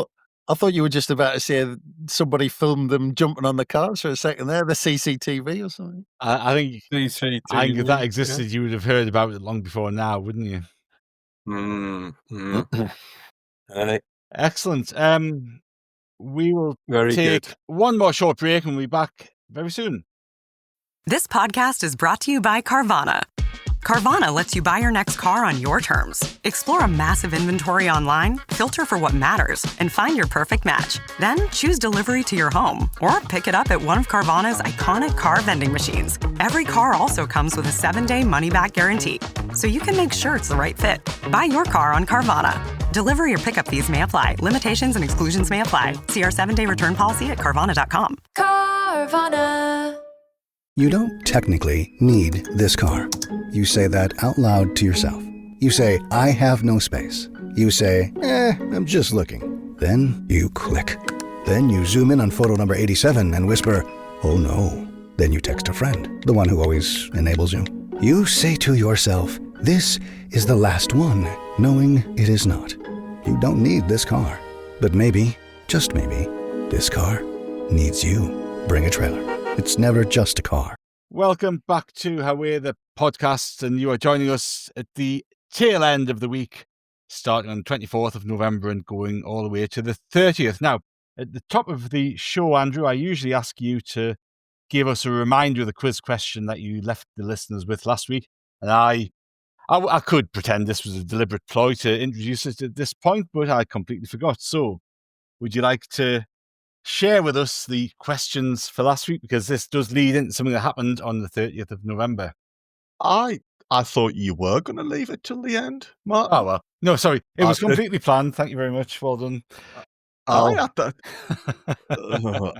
thought we discussed that, but if we didn't, I'm now just making it up as I go along. I think we've just hit the 3-hour mark, so I'm obviously going delirious and imagining things that didn't happen. Yes, 30th of November 1996, Peter Reid went back to Everton, which was obviously a club that had a lot of memories for him. Sunderland won 3-1, and I asked who scored our goals. The answer was Craig Russell, already mentioned in this episode, and Michael Bridges. Michael Bridges got 2, and he has also already been mentioned a couple of times in this episode. So there you go. Craig Russell, Michael Bridges helping Sunderland beat Everton. It's a funny thing, isn't it? Because if you look at how many goals Michael Bridges actually scored for us, I'm just going to get it up on screen here just to get the exact number. But as we've gone through the course of this week, he's scored 5 goals in this week. So he scored 23 in total for us over his 2 spells. So more than a fifth of his goals came on these dates, which if he could have replicated that throughout the course of the year, we would have had an awful lot more. But we will keep on November the 30th because we're going to go back to 1901. And Sunderland played a game against Small Heath, which, of course, was the former name of Birmingham City. Now, we played a game at... The ground was called Coventry Road, more typically at the time. It was later kind of evolved and called Muntz Street, which I presume was changed because of the rivalry that Birmingham and Coventry have. But I would suggest Coventry Road's a nicer name than Muntz Street. But anyway, we were 2-0 down at half-time at Muntz Street, but we pulled the game back late on to win 3-2. Jimmy Miller got a goal back after 70 minutes. Colin McClatchy scored after 78, and Billy Hogg got a winner 4 minutes from time to seal a 3-2 win. 1935, we played Everton at home. I think won 3-0. Rich Carter, Jimmy Connor, and Bobby Gurney got those goals. 1957, Sunderland played Manchester City at Roker Park, and we beat them 2-1. Goals from Don Revie and Stan Anderson. Now, 1976, so this is 4 years after Bob Stokoe was appointed. Jimmy Adamson was appointed as Sunderland's manager, taking over after Ian McFarlane had a short spell, I think, as caretaker manager after Bob Stokoe stepped down. 1985. Now, we already covered a game at Stoke on This Week in Sunderland's History a little bit earlier, and that one was a 1-0 win for Sunderland. This one was a 1-0 defeat. 1985, Stoke 1, Sunderland 0. A future Sunderland player got the goal for Stoke. Any shouts about who that might be? Could I make a guess, gents? Was it Steve Bold? It was not Steve Bold, but Steve Bold was in the team that day for Stoke. He must have set up the chance then. I want to go Lee Chapman. 85. No, not Lee Chapman. Ooh, that's a good shout as well. Yeah. You've got a smirk on your face, Martin. So I'm worried that this is going to be a trick question. No, it's an absolutely fair, fine question. He was a striker, and he joined us maybe a season later. Maybe this is why he signed for us. He must have impressed Laurie McMenemy so much on this day. So he was a striker who signed under Wow. This is embarrassing. That's completely missing me, this one. Striker signed by McMenemy, came from Stoke. Yeah. Who did... did we sign him from Stoke? I believe so. Not Buchanan? No, but you're kind of in the right area of the alphabet. B. Oh, man. I can see him. I cannot think of his name. He didn't sign Birchin, did he? Yeah. He didn't sign Birchin. Yeah, Keith Birchin. Oh, he did? Did he sign Birchin? Right. Keith Birchin got the ball for Stoke. Yes. Okay. Wow. Fair play. I thought you were trying to trip us up, but yeah, that was a good question, that. There we go. 1991, this is one of those Southend at home games that we came across all too often in the early 90s. Dennis Smith, Sunderland, took on Southend. John Burns scored our goal. Brett Angel got one for Southend as they beat us 2-1. And 2011, we talked about Steve Bruce's final game against Wigan a little bit earlier. And on the 30th of November, 2011, did I say 2021? 2011. Anyway, 2011, Steve Bruce was sacked by Ellis Short, bringing to an end his, 2.5-year reign at the club. That's it. We've cracked 3 hours, boys. Great effort. Well done, everyone. I did say there was a lot to get through this week. I was right. Well, last week was a short. Last week was a short one, so we had to make up for it. Well, that's exactly right. So thank you very much, Andrew. Do you have a question to leave people pondering if they've managed to stick with us this far and are desperate to tune in for the next edition of the On This Week pod? I do, and I was just going to say there, we've cracked the 3 hours, and there's some of these stories where we've only just scratched the surface. Oh, I know. That 3-1 Everton game, 3-1 Everton game in 1996. Loads of things happened in that game. If you get chance, that's another one where there's a pretty good amount of footage on YouTube. So if anybody now does have the time after listening to us for nearly half a day, that's another one worth digging out. Oh, there he is. Oh, Chris! Yes, Chris is already watching it there. Well, Chris, you'll notice 2 things at Goodison Park which just took me back to the time. There was a hoarding up for Scorpion Lager. I remember when Vaux used to have boards up at away games. There was also hoarding up for Channel 5. So that just takes you back to that era and when Channel 5 was just coming into play. But yes, if you get chance, go down memory lane and watch that video. The question in anticipation for our next episode, which will be the 1st to the 7th of December. In 1912, on the 7th of December, we thrashed Liverpool 7-0, and one of those players scored 5 goals in that game. So who was that? Very, very good. That's one to ponder on throughout the course of this week. So thank you very much, Andrew. Thank you, lads. A pleasure as always. And thank you to Kelvin. Thank you. Enjoyed that. Yes, very good crack. And thank you as always, Chris. Yep, pleasure as always, even though twice as long as last week. And thank you to everybody for listening. We'll be back tomorrow with more podcasts building up to Saturday's game against Bournemouth at the Stadium of Light.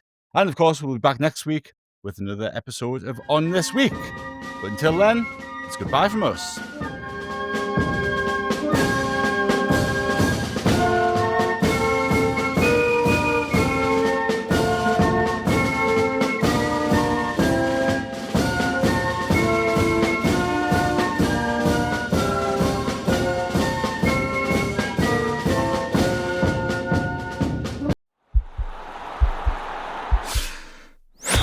This podcast is part of the Sports Social Podcast Network.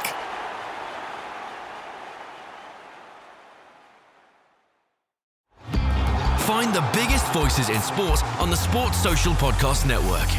Like me, Simon Hughes, aka The Analyst. And me, Simon Mann. We present the cricket podcast that gives you the real inside track of what's happening on the cricket field and off it too. We've got the sharpest insights and the craziest stories, and we're on the spot throughout the Ashes series. Search up The Analyst Inside Cricket and listen wherever you get your podcasts. Sports Social Podcast Network.